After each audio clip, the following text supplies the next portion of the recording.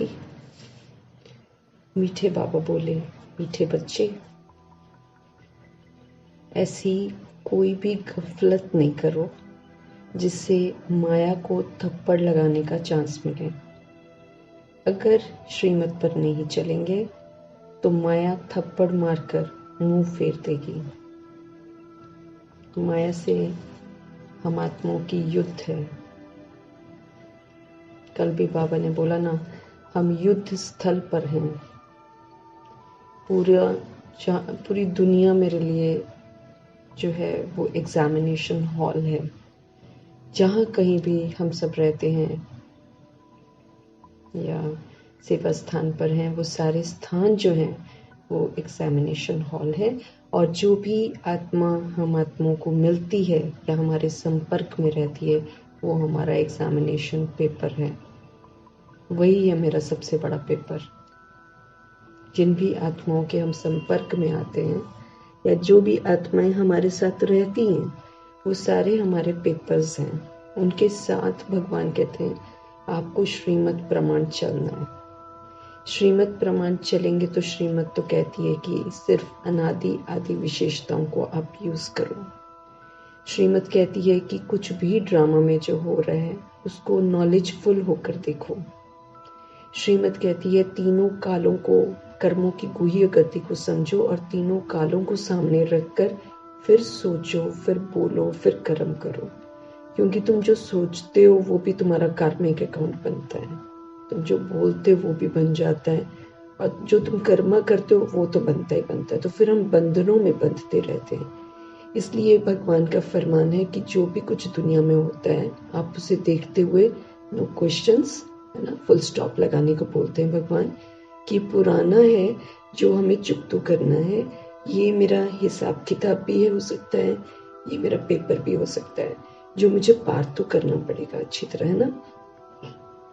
तो भगवान की जो श्रीमत है वो कहती है फुल स्टॉप लगा दो। जो भी हुआ सो हुआ, किसी ने क्या किया क्या नहीं किया उसको फुल स्टॉप लगा दो और फिर नो क्वेश्चंस, है ना।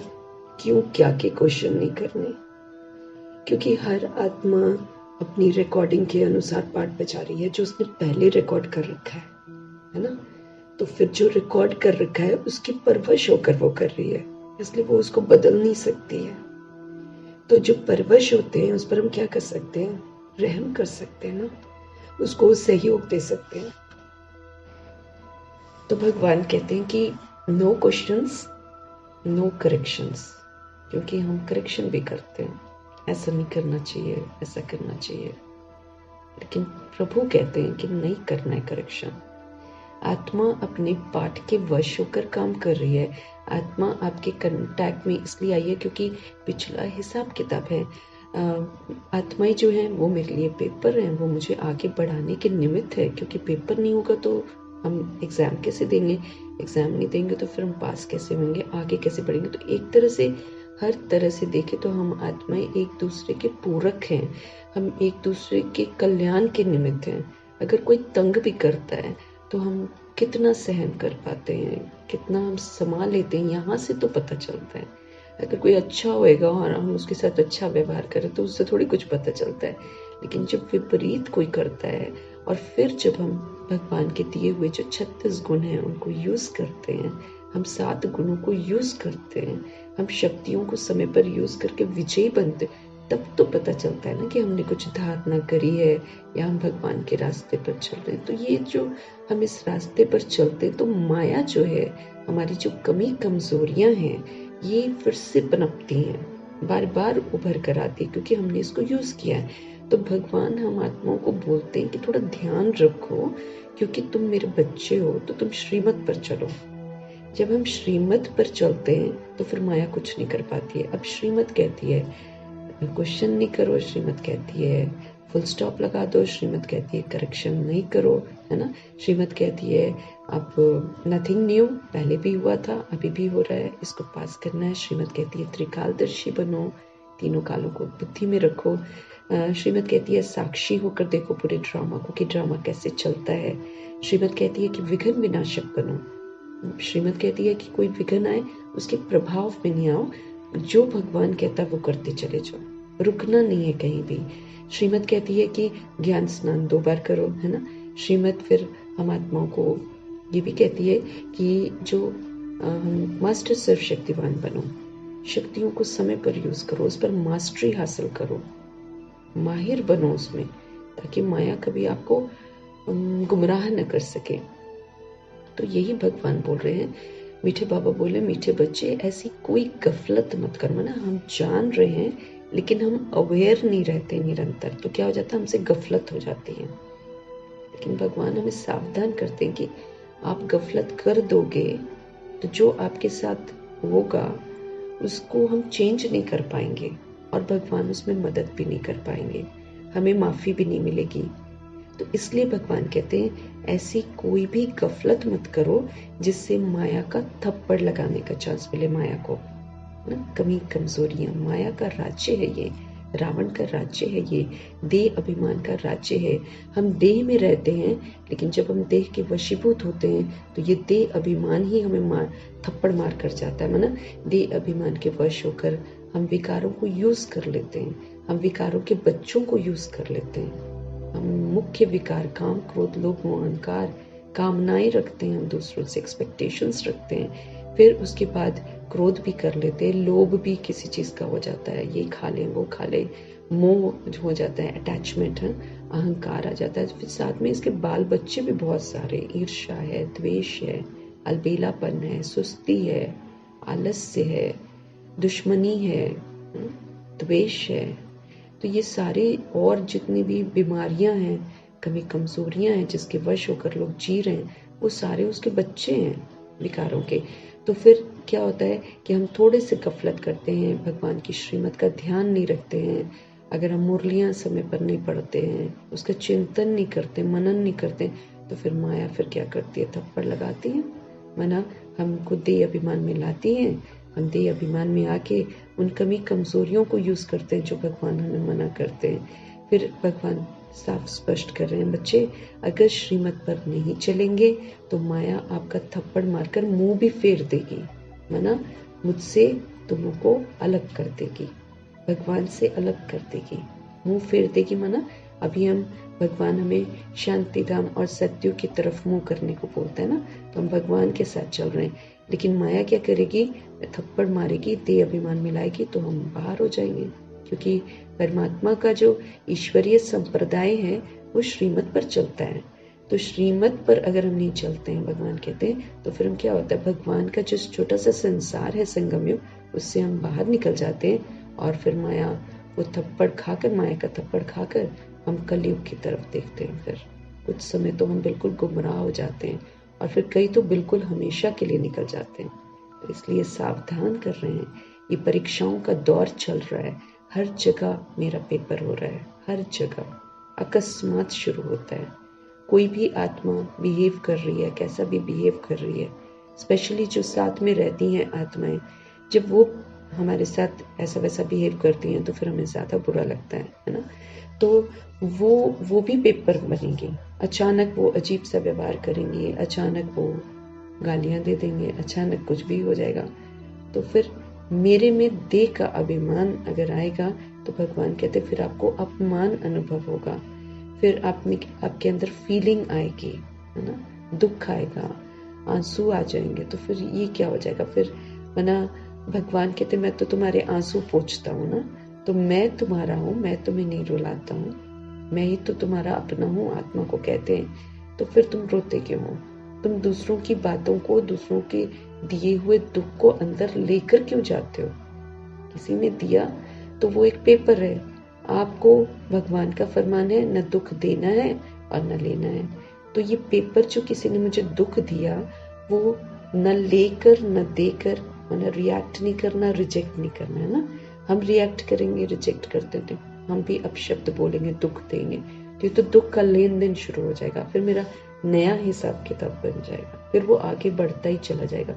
इसलिए भगवान समझ देते हैं कि ये नहीं करो अब। तो पेपर समझो, और पेपर को हमेशा कल्याणकारी समझो, क्योंकि पेपर होते हैं तो हमें पता चलता है कि मैंने दिव्यता को धारण किया है कि नहीं। क्योंकि हम दैवी गुणों को यूज करके खुद सुखी रह सकते हैं और दूसरों को सुख दे सकते हैं। क्योंकि हम भगवान के बच्चे हैं, हम आत्माओं को समझ मिली है कि इस समय सारी दुनिया बीमार है, देह अभिमान ने सबको बीमार कर रखा है, तो सारे कहीं ना कहीं उस रोग को यूज करेंगे ही करेंगे। लेकिन मुझ आत्मा को अवेयर रहना है कि मैं दाता का बच्चा हूँ, मुझे भगवान का फरमान मिला हुआ है कि सबको सुख देना है, शांत रहना है, सबको सुख देना है और सबके साथ अच्छी तरह बिहेव करना है, रिएक्ट नहीं करना है, रिजेक्ट नहीं करना है, किसी के साथ उल्टा नहीं बोलना है। माना ये सारी जो भगवान की शिक्षाएं हैं, क्वेश्चन नहीं करना है, करेक्शन मुझे नहीं करना है, फुल स्टॉप लगाना है ना।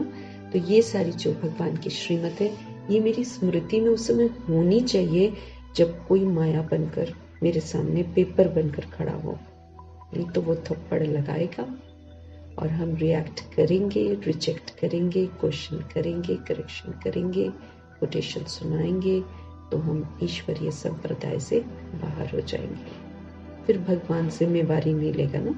जब हम उनके संप्रदाय में रहेंगे, जब हम उनके छोटे से संसार में रहेंगे, जब हम ईश्वरीय मर्यादाओं के अनुसार शांत रहेंगे, प्रेम स्वरूप रहेंगे, शक्ति स्वरूप रहेंगे, आनंद स्वरूप रहेंगे, है ना, ज्ञान स्वरूप रहेंगे, तो फिर हम भगवान हमारी रक्षा करेगा।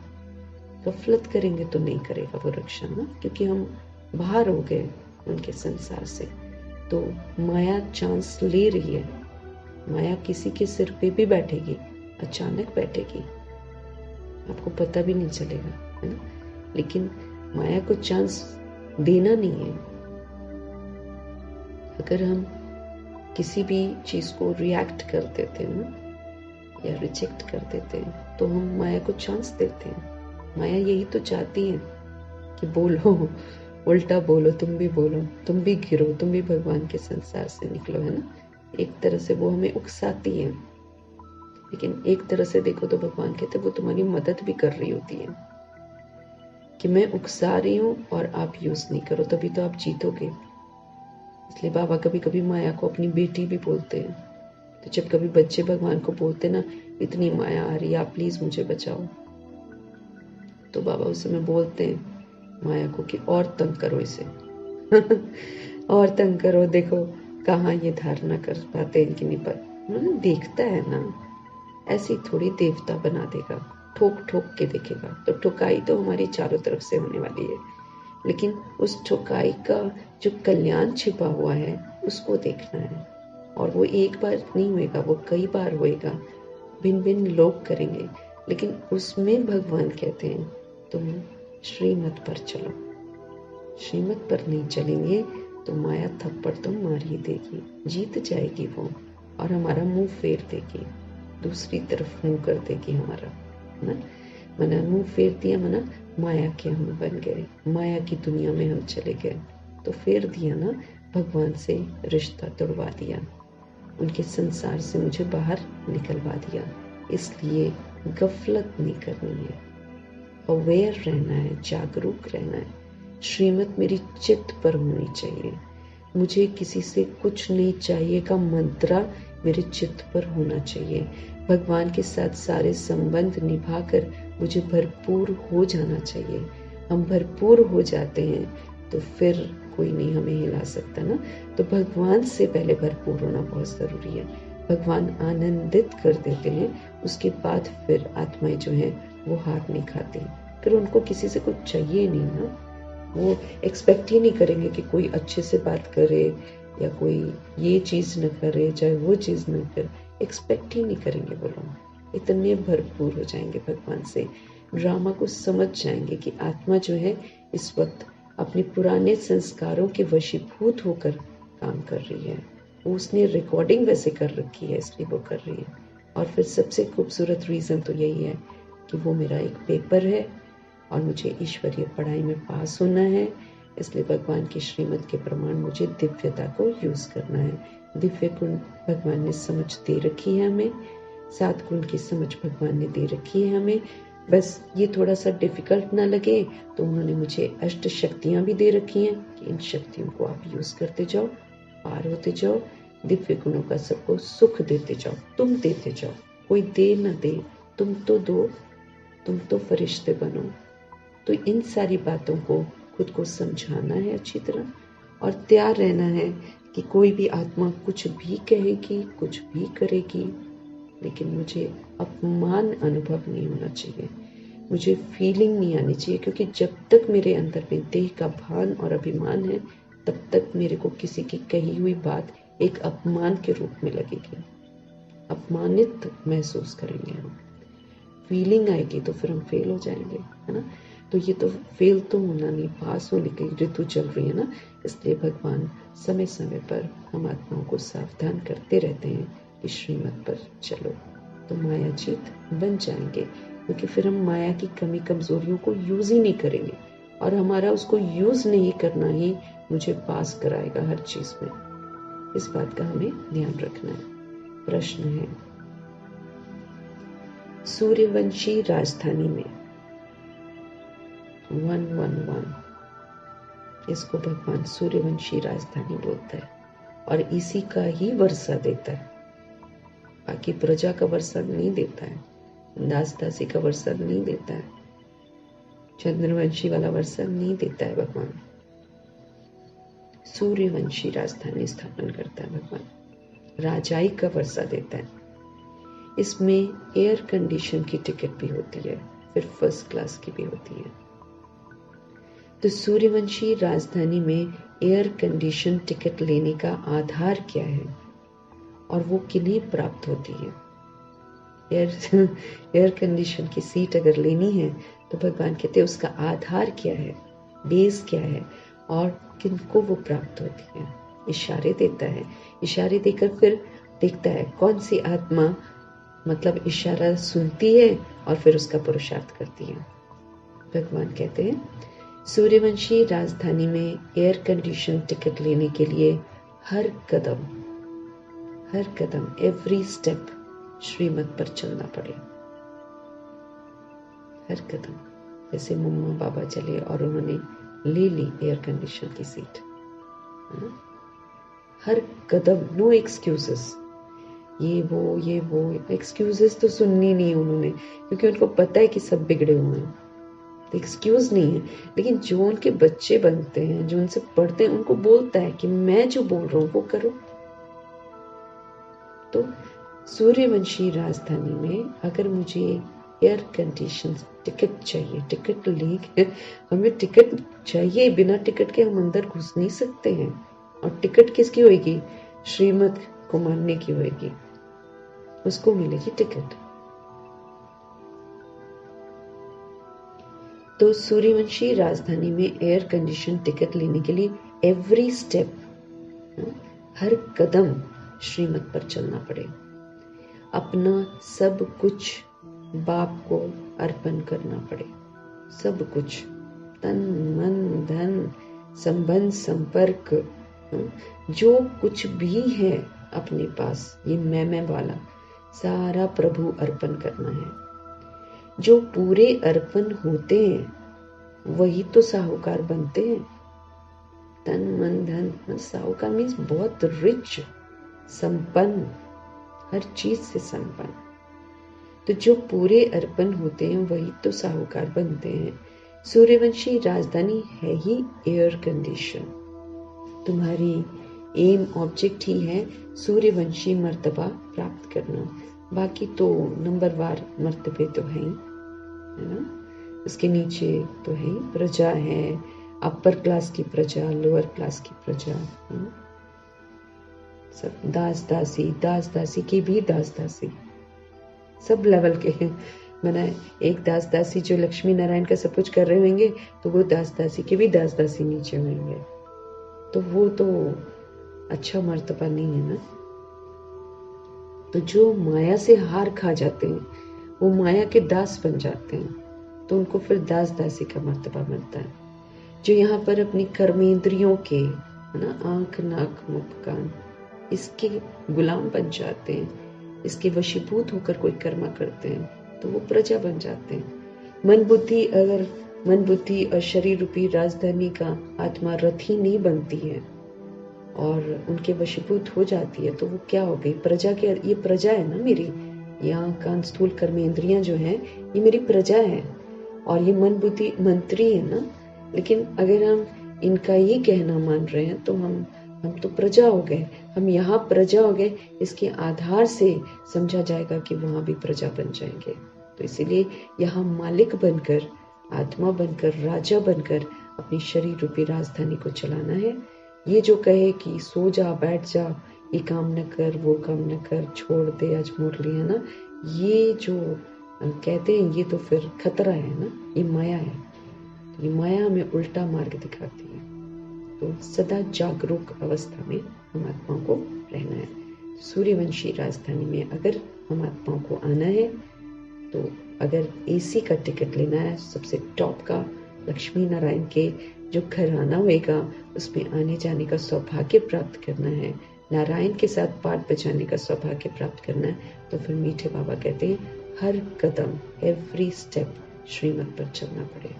हर कदम अपने को आत्मा समझना पड़े, हर कदम आत्मा समझकर पाठ बजाना पड़े, हर कदम आत्मिक स्थिति में स्थित रह के अशरीरी बनना, विदेही बनना, सब कुछ जो भगवान कहते सारे होमवर्क करने पड़ेंगे, है ना।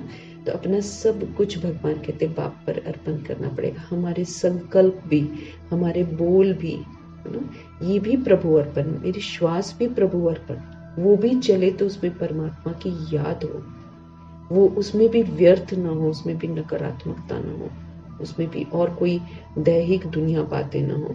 दैहिकपन तो बिल्कुल समाप्त हो जाना चाहिए, भगवान ने बोला, तब कहते हैं कि अर्पण हुए। तो अपना सब कुछ बाप पर अर्पण करना पड़े।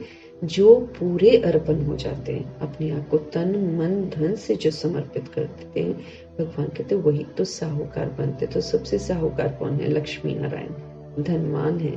तो जो अर्पण करते हैं वही तो उन्होंने तो अपनी मर्जी चलाई नहीं ना, कभी दोनों ने कभी नहीं चलाई, सोचा ही नहीं कि कुछ अपनी मन मर्जी से किया जाए। भगवान ने बोला और वो किया, तो बन गए साहूकार, बन गए लक्ष्मी नारायण, जल्दी बन गए। बोलो 63 जन्मों की सारी मैल को उतार लिया, विकर्मों को भस्म किया, शरीर के द्वारा सब कुछ चुकतू करा लिया, फ्री हो गए एकदम। 65 और 69 फ्री, फरिश्ते बन गए। अब फरिश्ते बनकर भगवान के साथ पाठ बजा रहे हैं।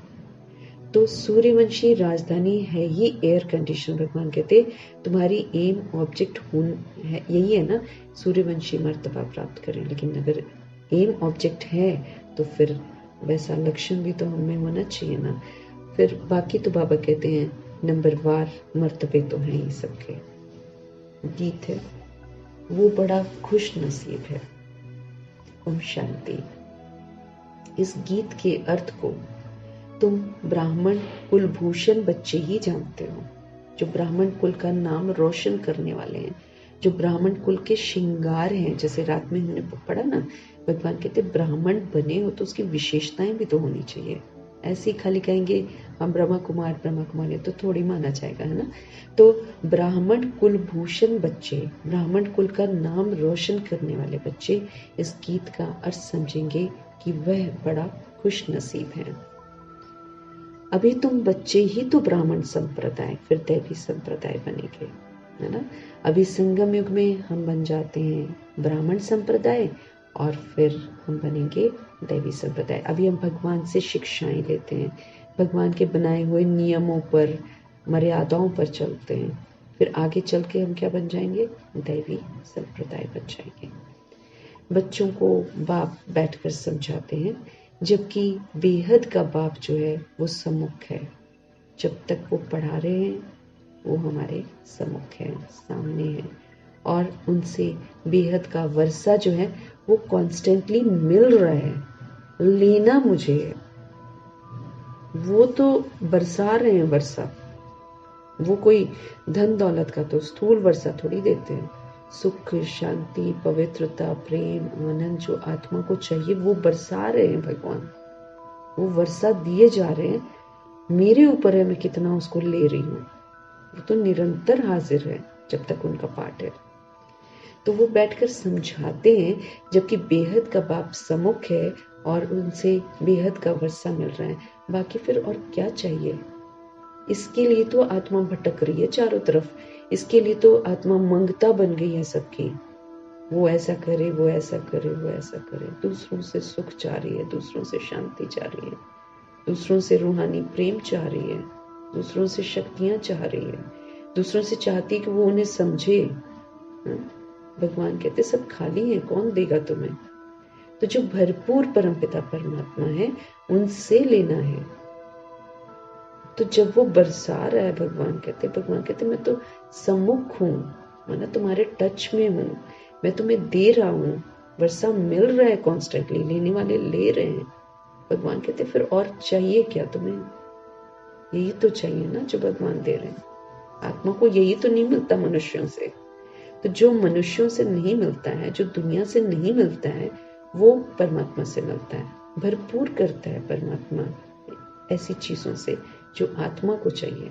दिव्यता चाहिए उसे सत्यता चाहिए, उसे सभ्यता चाहिए। आत्मा इसकी प्यासी है, लेकिन तो प्रॉब्लम इज ये चीज वो दूसरों से एक्सपेक्ट करती है, खुद नहीं कर पाती है। वो सोचती है दूसरा करे तो फिर हम ऐसे हो जाएं। वो मुमकिन नहीं है, क्योंकि समझ नहीं है किसी के पास। कर्मा सबके अलग है, किसी के जन्म अलग है। कोई बहुत लेट आया तो उसमें वो क्षमता नहीं है, क्योंकि उसने लेट आकर सारा गलत देखा है, उसको वही सही लगता है, क्योंकि उसने आते ही गलत देखा है। ये तो सतयुग में आने वाली आत्मा है या त्रेता युग में आने वाली, इनको समझ में आता है कि नहीं कुछ डिफरेंट होना चाहिए, है ना। लेकिन बाकियों को थोड़ी पता चलता है। तो हर चीज को भगवान कहते हैं ना, त्रिकालदर्शी और साक्षी होकर समझो, पहले उसको स्वीकार करो और फिर दाता बनकर सबको दो, लेकिन पहले मुझसे ले लो। तो बालक बनकर मुझे लेना है और फिर मास्टर दाता बनकर मुझे सबको देना है। देना भी तो हमें सीखना है ना। जैसे ब्रह्मा बाप हैं, अगर जो भगवान ने उनको दिया ना, माना उनका जो पुरुषार्थ था, उनके पुरुषार्थ के रिटर्न में जो भगवान ने उनको खुशियां दी थी, शक्तियां दी थी, ब्रह्मा बाप ने वो भी सभी के लिए लगा दी, वो भी अपने लिए नहीं रखी। उनको मिल गया, लेकिन ये नहीं कि उसको अपने पास सबको बांट दिया। वो सबको बांटने में ही लगे हुए हैं, अभी भी लगे हुए हैं बांटने में। तो उन्होंने अपना संकल्प से, बोल से, कर जो भी कुछ उनके पास उपलब्ध था, सारा का सारा जो है वो सबको देते जा रहे थे। तो अपने संकल्प, अपने सब कुर्बान कर दिए बच्चों के लिए, सेवा के लिए, सबका भला हो। तो भगवान से प्राप्त चीजें वर्षा भी उन्होंने आत्माओं के प्रति लगा दिया है। बाकी बाबा कहते और क्या चाहिए आपको? सुख चाहिए ना, तो दे रहा हूँ। शांति चाहिए, दे रहा हूँ। तुम्हें प्रेम चाहिए, मैं दे रहा हूँ। तुम्हें जो भी चाहिए मैं दे रहा हूँ ना, तो मुझसे ले लो सारा वर्षा। भक्ति मार्ग कब से चलता है ये भी कोई को पता नहीं है। भक्ति मार्ग वाले भगत भगवान को अथवा ब्राइड ग्रूम को याद करती हैं, है ना। दुल्हन जो होती है वो दूल्हे को याद करती है, भगवान को याद करती है।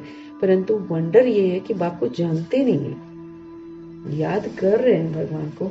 भगवान हमें बचाओ, न जाने कितनी आरतियां करते हैं हम लोग भक्ति मार्ग में, मंत्रा करते हैं, पूजा पाठ करते हैं, भगवान शब्द यूज करते हैं, ऊपर भी देखते हैं भगवान बचाओ।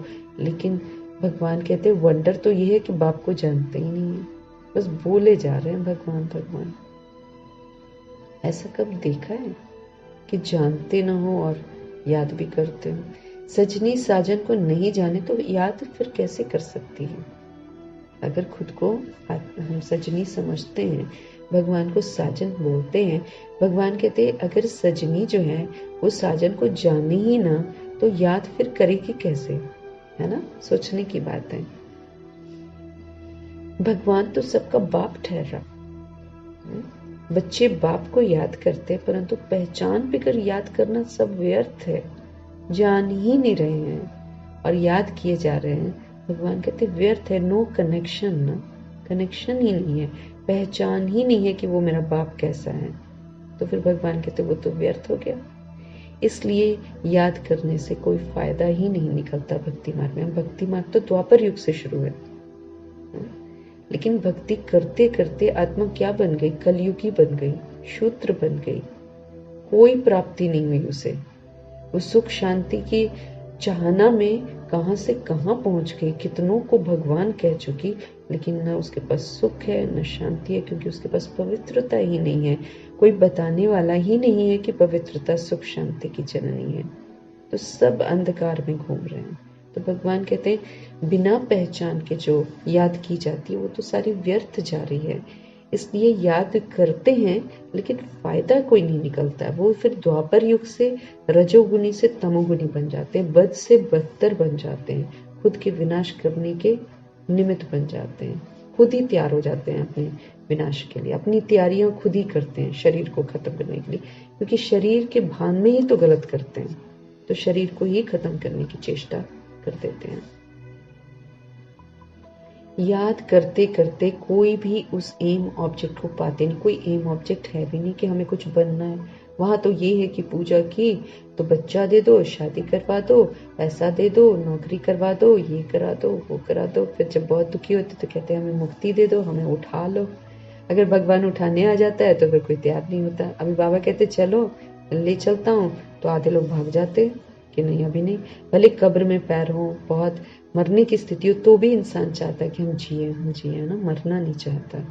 तो सिर्फ बोलते हैं लेकिन एम ऑब्जेक्ट नहीं होती है, भगवान कहते हैं। इसीलिए एम ऑब्जेक्ट को पाते नहीं है, भले याद करते रहते हैं। भगवान कौन है, उससे क्या मिलेगा, कुछ भी नहीं जानते हैं। इतने सब धर्म हैं, क्राइस्ट, बौद्ध आदि प्रिसेप्टर हैं ना, उनको गुरु समझते हैं लोग। अपने अपने धर्म वाले जो लोग हैं ना, वो समझते हैं ये हमें गाइड करती है, हमारे प्रिसेप्टर हैं, हमारे गुरु हैं। अथवा धर्म स्थापन करने वालों को उनके फॉलोअर्स याद करते हैं, भगवान को नहीं याद करते, इनको याद करते हैं।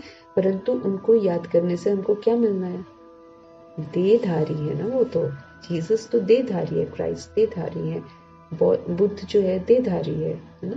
तो सारे ये जो प्रिसेप्टर माने जा रहे हैं, सारे जिनको धर्म, जबकि ये आते हैं तो ऐसा कुछ नहीं करते कि धर्म को स्थापन करते हैं। ये तो बस भगवान को भिन्न भिन्न रूप से ये माउंट आबू में जाकर समझते हैं और उसी समझ के अनुसार लोगों को बताते हैं। तो सबकी समझ थोड़ी सी ग्रास्पिंग वाली पावर है, वो अलग अलग है। इसलिए क्राइस्ट कुछ और बोलते हैं तो फिर गुरु नानक जी कुछ और फिर ऐसे करके जो धर्म स्थापक होते हैं, मोहम्मद कुछ और, इब्राहिम कुछ और बुद्ध कुछ और बोलते, तो क्या हो जाता है, डिवाइड हो जाते हैं सारे के सारे। लेकिन भगवान कहते हैं अगर ये जो धर्म स्थापन करने वाले हैं, इन फॉलोअर्स को अगर कोई याद भी करता है तो याद करने से क्या मिलेगा? कुछ भी नहीं मिलेगा, कुछ भी पता नहीं है किसी को। भगवान कहते हैं इससे तो जिस्मानी पढ़ाई अच्छी है। भगवान कहते ये जो फॉलोअर्स को याद करते हैं, कुछ पता वता है नहीं है, लेकिन बाबा कहते कि इससे अच्छी तो जिस्मानी पढ़ाई है। एटलीस्ट उसमें एम ऑब्जेक्ट तो है, हम टीचर बनेंगे, हम इंजीनियर बनेंगे, हम डॉक्टर बनेंगे, एम ऑब्जेक्ट तो होती है कम से कम। अब ये जो फॉलोअर्स को याद करते हैं, यहाँ तो एम ऑब्जेक्ट ही नहीं है, उसी के पीछे लगे हुए, उसी की प्रजा बने जा रहे हैं। परंतु कुछ भी पता नहीं है, इससे तो भगवान कहते हैं जिस्मानी पढ़ाई अच्छी है, कम से कम एम ऑब्जेक्ट तो बुद्धि में रहती है ना।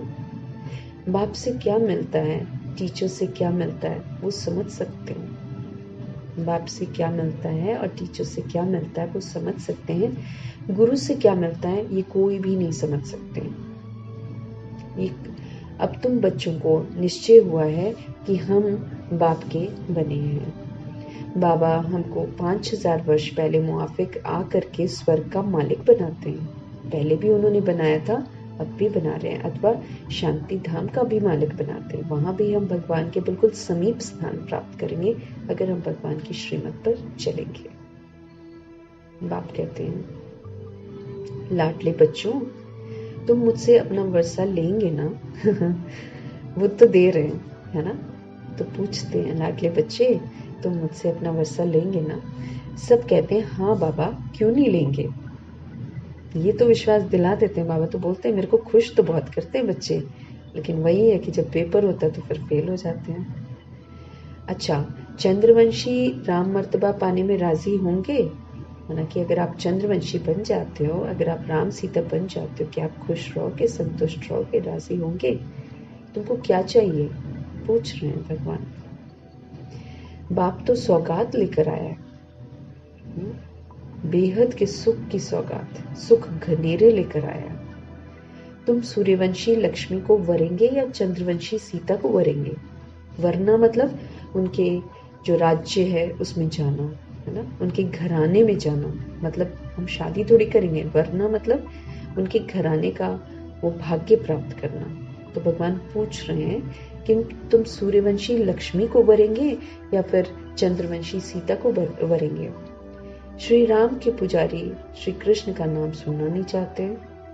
यहाँ तो दुनिया का ये दौर चल रहा है ना, अगर कोई पुजारी श्री राम का है तो वो श्री कृष्ण को नहीं, उसका नाम नहीं सुनना चाहेगा, वो राम राम ही करता रहेगा। श्री राम को त्रेता में और श्री कृष्ण को क्या करते हैं, द्वापर में ले गए हैं, बताओ। जबकि वो सतो प्रधान प्रिंस है, सबसे प्योर प्रिंस बनते हैं ब्रह्मा की आत्मा श्री कृष्ण, लेकिन नहीं जानते हैं तो उनको द्वापर में ले गए हैं। वो समझते हैं कि राम बड़ा है। अभी इस समय ये जो दौर चल रहा है ना, अंतिम दौर जो चल रहा है, यहाँ पर राम का बोलबाला बहुत है। हर आत्मा बोल रही होती है राम राम जी, राम राम जी। जान किसी को नहीं रहे, जानते तो रामचंद्र को भी नहीं है, और जानते निराकार, और फिर राम नाम सत्य बोलते हैं एंड में, लेकिन समझते नहीं है कि राम है कौन। लेकिन इस वक्त राम का दौर चल रहा है बहुत ज्यादा, है ना, तो सत्य को प्रत्यक्ष होना ही होना है। तो राम के नाम पर लड़ने के लिए तैयार हैं, राम के नाम पर सब कुछ करने के लिए अभी तैयार हैं लोग। तो श्री राम को त्रेता में, श्री कृष्ण को द्वापर में ले गए। वो समझते हैं राम बड़ा है। ये उन्हों का आपस में झगड़ा हो जाता है, जैसे छोटे बच्चों का झगड़ा होता है ना, वैसे धर्म के नाम पर ना और आत्माओं के नाम पर लोग झगड़े करते हैं, मारते भी है, जान से भी मार देते हैं ना। बाप बैठ समझाते हूबहू जैसे कल पहले समझाया था, फिर से समझा रहे हैं, याद दिला रहे हैं कि कल पहले भी मैंने तुम लोगों को इसी तरीके से समझाया था, अभी पुनः मैं समझा रहा हूँ। तुम फिर से आकर वर्षा ले रहे हो, हमने पहले भी लिया है, अभी हम फिर से ले रहे हैं। तुम्हारी एम ऑब्जेक्ट है ही बेहद का वर्षा लेने की। सबकी एम ऑब्जेक्ट है कि हम बेहद का वर्षा लें। वो है सूर्यवंशी राज्य मर्तबा, यही है बेहद का वर्षा, सुख घनेरे एकदम, पूरा सुख ही सुख है इसमें, बेहद है, अनलिमिटेड है, कुछ भी नहीं करना है इसमें। तो बेहद का वर्षा जो है वो सूर्यवंशी राज्य मर्तबा है। सेकंड ग्रेड है चंद्रवंशी, फर्स्ट ग्रेड है सूर्यवंशी और सेकंड ग्रेड है चंद्रवंशी। वो नापास हो जाते हैं। जैसे एयर कंडीशन से ऊंच तो कुछ होता नहीं, air condition first class second class होता है ना। तो सतयुग की पूरी राजधानी जो है वो एयर कंडीशन समझो, फिर है फर्स्ट क्लास। तो बाप कहते हैं तुम एयर कंडीशन का सूर्यवंशी राज्य लेंगे ना, या चंद्रवंशी फर्स्ट क्लास का लेंगे। ऐसे तो बाबा इसको सेकंड क्लास बोलते हैं, लेकिन आज कह रहे हैं कि फर्स्ट क्लास उसको गिन रहे हैं ना, सेकंड में फिर वो मतलब फर्स्ट क्लास चंद्रवंशी को बोल रहे हैं बाबा, लेकिन पहले उन्होंने बोला है कि ये सेकंड क्लास होता है। तो सतयुग की पूरी राजधानी को भगवान, सचखंड जो होता है ना, सचखंड की पूरी राजधानी को भगवान एयर कंडीशन कह रहे हैं, उसको एयर कंडीशन समझो। फिर है फर्स्ट क्लास। तो बाप कहते तुम एयर कंडीशन का सूर्यवंशी राज्य लेंगे या फिर चंद्रवंशी फर्स्ट क्लास का लेंगे। उससे भी कम तो फिर सेकंड क्लास में नंबरवार वारिस बनो, फिर तुम पीछे पीछे आकर राज्य पाएंगे, है ना। जब ब्रह्मा दादा लेख राज थे तब भी राजा लोग थे, है ना। तो ब्रह्मा का उनसे कांटेक्ट था, मतलब दादा लेख राज जी का उनके साथ कांटेक्ट था। तो वो वही तो राजा हैं जो मतलब अभी जो पीछे पीछे बनते हैं ना, वो कलयुग तक चलते हैं। फिर तो भगवान कहते तुम पीछे पीछे आकर फिर राज्य पाएंगे, नहीं तो थर्ड क्लास प्रजा होती है। मतलब राजा ही घराने को भगवान ना वो सेकंड क्लास प्रजा फिर ऐसे काउंट कर रहे हैं। तो थर्ड क्लास प्रजा फिर उनमें भी टिकट रिजर्व होती है उसकी भी टिकट है, सब चीजों की हमें टिकट लेनी है। अभी टिकट मिल रही है ना, 69 की मुरली में ऐसे ही बताया ना कि अभी टिकट मिल रही है सबको। फिर एक दिन ये टिकट का जो काउंटर मिलेगा ये बंद हो जाएगा, फिर नहीं ले सकेगा कोई भी टिकट। तो टिकट रिजर्व होती है, first class reserve, second class reserve, number वार दर्जे तो होते हैं ना। सुख तो वहां है ही, दर्जे अलग अलग हैं, सुख तो है ही, बाकी कंपार्टमेंट तो अलग अलग हैं। साहूकार आदमी टिकट लेंगे एयर कंडीशन की, तुम्हारे में साहूकार फिर कौन बनते, सबसे रिच है, जो सब कुछ बाप को दे देते हैं, तन मन धन, फिर अपनी मर्जी से इसको यूज नहीं करते, ये थोड़ा हमें ध्यान रखना है। न तन, न मन, न धन, न संबंध संपर्क, न संकल्प, न बोल, न कर, और कुछ भी अपनी मर्जी से नहीं, सब प्रभु समर्पण, सब प्रभु की अमानत। फिर वही सोचना जो बाबा कहते हैं सोचने को, फिर वही बोलना जो बाबा कहते बोलने को, फिर वही कर्म करना जो बाबा कहते हैं करने को। न सब कुछ श्वास भी प्रभु समर्पण, श्वासों में भी उनकी याद रहे, इतना समर्पण चाहिए। तो साहूकार कौन बनते? जो सब कुछ बाप को दे देते हैं, बाबा ये सब कुछ आपका है। भारत में ही महिमा गाई हुई है, सौदागर, रत्नाकर, जादूगर। भगवान के लिए ये महिमा है, भगवान की ये महिमा है कि भगवान सौदागर भी है, भगवान रत्नाकर भी है, भगवान जादूगर भी है। जादूगर ही है ना, रावण राज्य में आकर, इतनी भीड़ भाड़ की दुनिया में आकर, विकारों की दुनिया में आकर मनुष्य से देवता बना रहे हैं, पतित सृष्टि को पावन बना रहे हैं, गुप्त रीति से कर रहे हैं। तो जादूगरी तो है, किसी को पता नहीं लगने दे रहा है, चुपचाप करके किए जा रहे हैं, है ना। तो जादूगर है। रत्नाकर है, रोज हमें ज्ञान रत्नों से कितना श्रृंगार कर रहे हैं। तो रत्नाकर है, रतन बनाता है हम आत्मा को, साधारण से रतन बना देता है। सौदागर है, हमारी कमी कमजोरियां लेता है और अपनी अच्छाइयां कहता है मेरे से लेते जाओ, जो मेरा है वो ले लो, और जो तुम्हारा बुरा है तुम सारा मुझे दे दो और निश्चिंत हो जाओ। अपनी सारी जो जिम्मेवारियां हैं लौकिक मुझे दे दो, है ना। मेरे साथ तुम सारा संबंध जोड़ लो, तो फिर देखेगा ना, अपने आप देखभाल करेगा। बच्चा बना लिया है तो घर के लौकिक शरीर के बच्चों की देखभाल करेगा। साजन बना लिया है तो जो घर में साथी बना है उसकी देखेगा, सही रास्ते पर चलाएगा, उनकी जिम्मेवारी है। भगवान कहते हैं तुम सारी जिम्मेवारियां मुझे दो और तुम श्रीमत पर चलो और मुझे याद करो, बस मेरे को याद करते जाओ और मत कुछ करो, बाकी मैं देख लूंगा सब कुछ। और वो कहीं बेहतर देखेगा, हमें तो पता भी नहीं चलेगा पीठ पीछे छुपकर बच्चे क्या कर रहे हैं या जो साथ में युगल वो क्या, हमें तो पता भी नहीं है, हमें पता भी नहीं चलता है कि वो लोग क्या करते हैं। लेकिन भगवान की नजरों में जब हम भगवान को सौंप देते हैं, भगवान को वो रिश्ता बना लेते हैं अपना, उस रिश्ते को मैं प्रभु की अमानत बना देती हूँ बुद्धि से, कि वो बच्चा प्रभु की अमानत है, वो जो साथ में रहते हैं वो प्रभु की अमानत है, रिश्ते जो है वो प्रभु की अमानत है। और मैं आत्मा बनकर परमात्मा के साथ सारे रिश्ते जोड़कर उनको याद करके उनसे वफादारी निभाऊं। ऐसा हो नहीं सकता है कि कुछ भी उधर बैठ हो, उल्टा उनका कल्याण हो जाएगा। जो भगवान की छत्र छाया में मैं दे दूं, उनका कल्याण हो जाएगा। चाहे कितना भी खतरा हो, कुछ भी हो, विनाश हो रहा, कुछ भी हो रहा, मैंने सौंपा हुआ होगा तो भगवान कहीं ज्यादा अच्छे से उस आत्मा की हिफाजत करेगा और अपना बना लेगा वो उन्हें। तो भगवान सौदागर है, वो कहता है अपनी जिम्मेवारियां, अपनी बुराइयां, अपना जो भी सब कुछ है सब मुझे सौंप दो और मेरे से तुम अच्छाइयां लो और अच्छाइयां यूज करो अपने लिए और दूसरों के लिए, और निश्चिंत हो जाओ। यकीन दिलाता है। तो वो जादूगर, रत्नाकर, सौदागर है।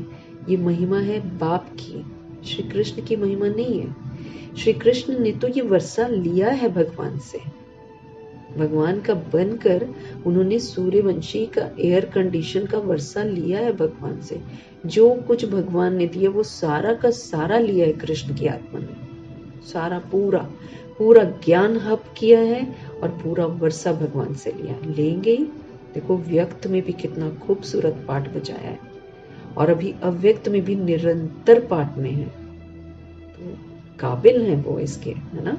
तो एयर कंडीशन का पूरा पूरा वर्षा के हकदार जो हैं वो नारायण है। तो अब अगर मुझे उनको वरना है, अगर मुझे लक्ष्मी को वरना है, अगर मुझे उनके खानदान में आना है, उनके घराने में आना है, तो ये बहुत ज़रूरी है कि जैसे वो लोग हर कदम श्रीमत पर चलते थे, ऐसे हम भी हर कदम श्रीमत पर चले।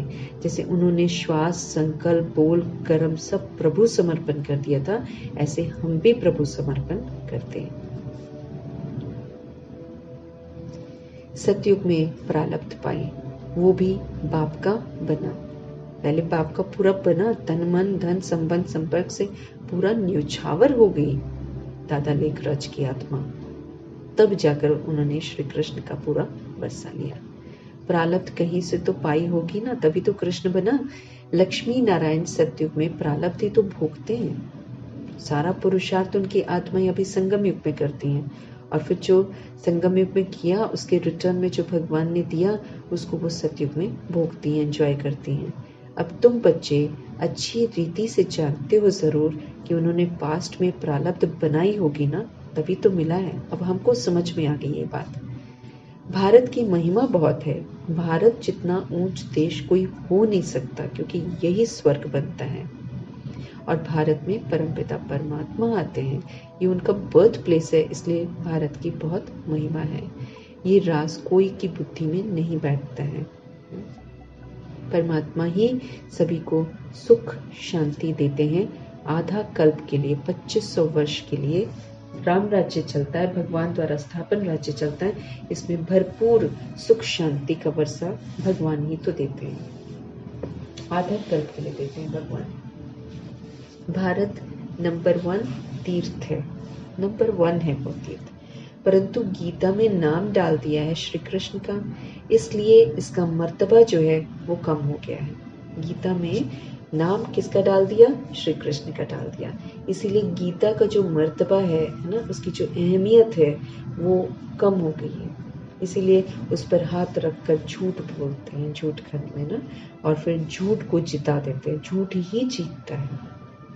हालांकि उस पर बोलते हैं हाथ रख के कि हम सच बोलेंगे, सच के सिवाय कुछ नहीं बोलेंगे, लेकिन आज के समय में ज्यादातर केसेस जो हैं वो सारे झूठे ही जीतते हैं ना, सच्चा तो हार खा जाता है। तो इसलिए गीता में नाम डाल दिया श्री कृष्ण का, वो खंडित हो गई, तो फिर उसका मर्तबा कम हो गया। मनुष्यों द्वारा लिखी गई गीता है ना, इसलिए उसमें आटे में नमक जितना ही सत्य है। नहीं तो सभी मनुष्य उस बाप को ही मानते और कोई पर फूल नहीं चढ़ाते। आज जैसे कृष्ण पे भी, कृष्ण के जो मंदिर में मूर्तियां हैं उस पर फूल चढ़ाते हैं, अन्य जो यादगार बने सब पर फूल चढ़ाते हैं, लेकिन भगवान कहते हैं अगर बाप को मानते या बाप को जानते तो कोई पर फूल नहीं चढ़ाते कोई भी। स्वर्ग का पतित पावन बाप, उनका सोमनाथ मंदिर है। अब भगवान तो पतित पावन है, पतितों को पावन बनाते हैं, उनका फिर सोमनाथ का मंदिर है। शिव पर ही सभी आकर माथा टेकते हैं, परंतु ड्रामा अनुसार एक बाप को भूलने से सृष्टि की हालत देखो कैसी हो जाती है। सारे अनाथ हो जाते हैं, सारे मनमत पर चलते हैं, सारे गिर जाते हैं नीचे ना। तो भगवान कहते हैं शिव पर ही सभी माथा टेकते अगर वो जानते बाप को, लेकिन ड्रामा अनुसार एक बाप को भूलने से सृष्टि की हालत देखो कैसी हो जाती है, इसलिए शिव बाबा आते हैं, कोई तो निमित्त बनते हैं ना। अब बाप कहते हैं अशरीरी भाव है ना, हम आत्माएं बिना शरीर के आए थे ऊपर से नीचे, इसलिए भगवान वरदान देते हैं पुनः अशरीरी बनो, शरीर के भान से बाहर आ जाओ, शरीर की बातें करना, शरीर को देखना, शरीर की बातें सुनना, शरीरों के बारे में सोचना और शरीर समझकर कर्म करना, ये सारा माया का खेल है। तो उससे तो बाहर आना है, आत्मा उससे बाहर आएगी तो निखरेगी, इसलिए भगवान वरदान देते हैं अशरीरी भाव, मीन्स अशरीरी बनो, शरीर के भान से बिल्कुल अलग हो जाओ। अपने को आत्मा का पाठ निश्चय करो, क्योंकि आत्मा समझकर ही एयर कंडीशन की सीट मिलेगी। जीते जी शरीर के प्रति अटेंशन नहीं जाना चाहिए, वो बाबा उसको इविल बोलता है ना, see no evil, do no evil, hear no evil, है ना, थिंक नो इविल। तो ये समझ देता है भगवान की मत, ये हमें नीचे गिराता है, ये हमें अपमानित अनुभव कराता है, ये हमें अभिमान में लाता है। कहीं ना कहीं सूक्ष्म अभिमान मेरे अंदर, मेरा ध्यान माना आत्मा की जगह शरीर में जा रहा है, मेरा ध्यान भगवान की जगह शरीर में जा रहा है, तो ये शरीर में तो बड़े बदलाव आएंगे, फिर ये तो बदलाव मुझे फेल करा देंगे। तो जब मैं अपने आप को शरीर समझूंगी नहीं, जब मैं अपने आप को रियल में मैं आत्मा ही हूँ, आत्मा समझूंगी, तो शरीर को कुछ भी होता रहे मेरा दिमाग उसमें नहीं जाएगा, भगवान की याद बनी रहेगी।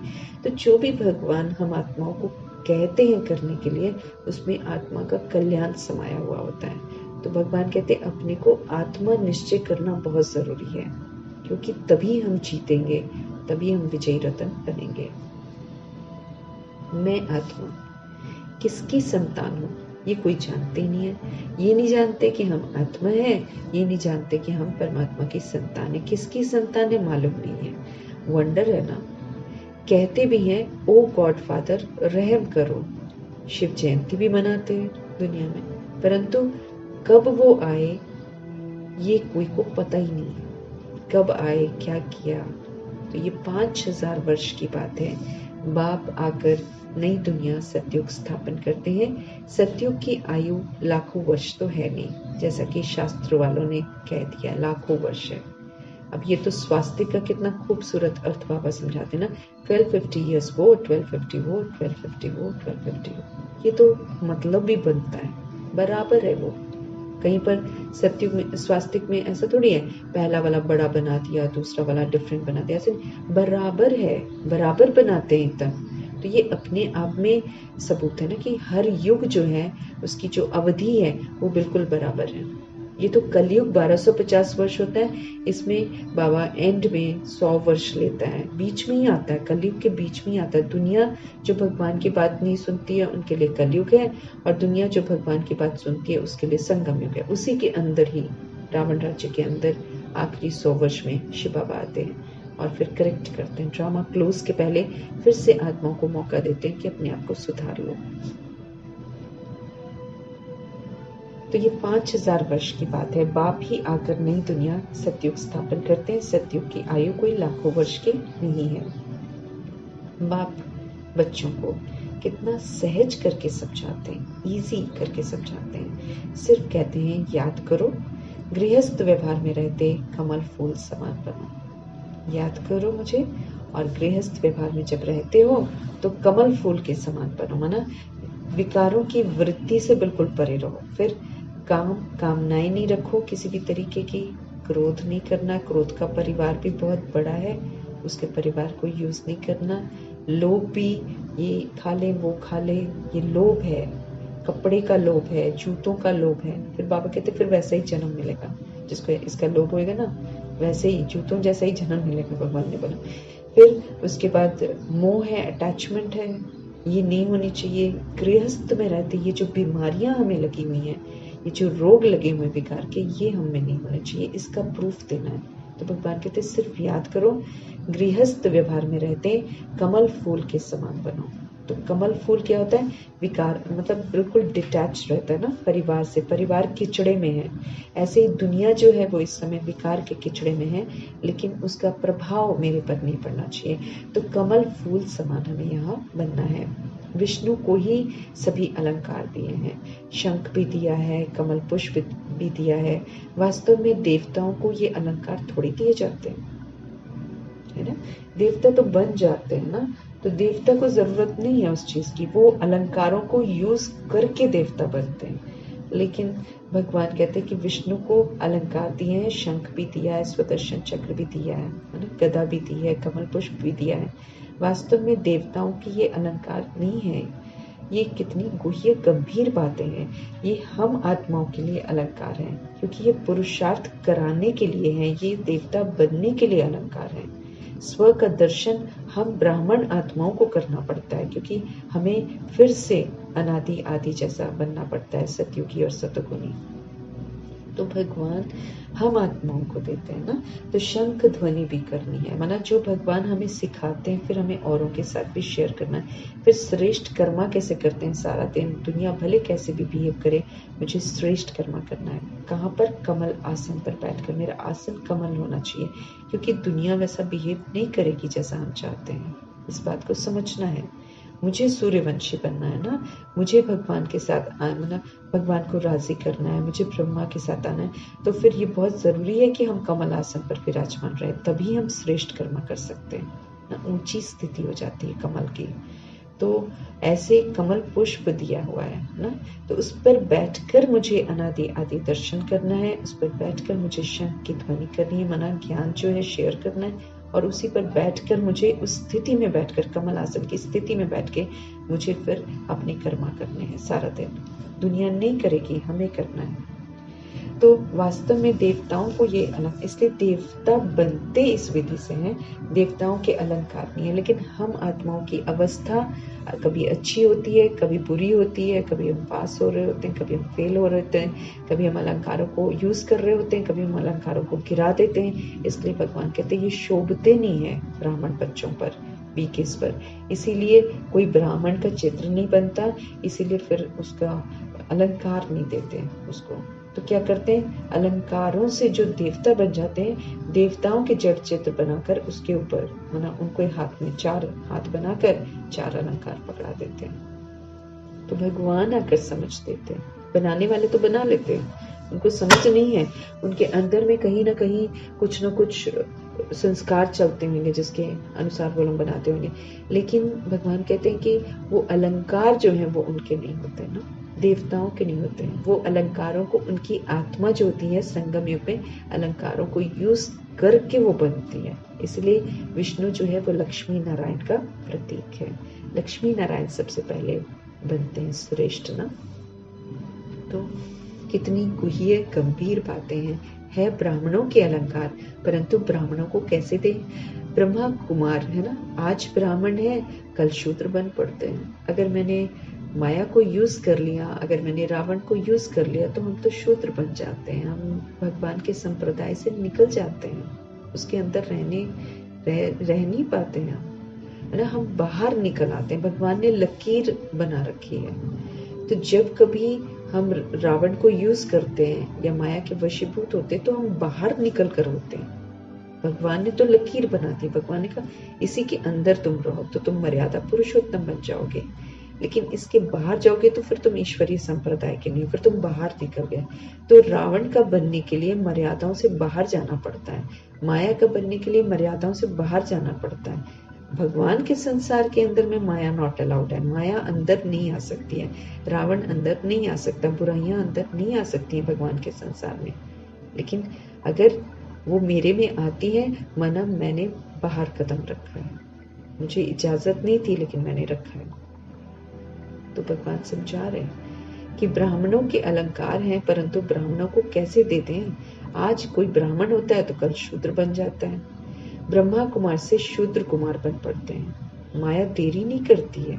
अगर हम अलर्ट नहीं रहते हैं, अगर हम गफलत कर बैठते हैं, तो बाप की श्रीमत पर नहीं चलते हैं, बुद्धि खराब हो जाती है। फिर माया तो फिर अच्छे अच्छे बच्चों को भी चमाट मारकर उनका मुंह फेर देती है, भगवान से फिर जाते हैं और रावण के बन जाते हैं। तो फिर भगवान कहते हैं ऐसे ब्राह्मणों को मैं अलंकार कैसे दे दूं, अलंकार तो शोभते नहीं है।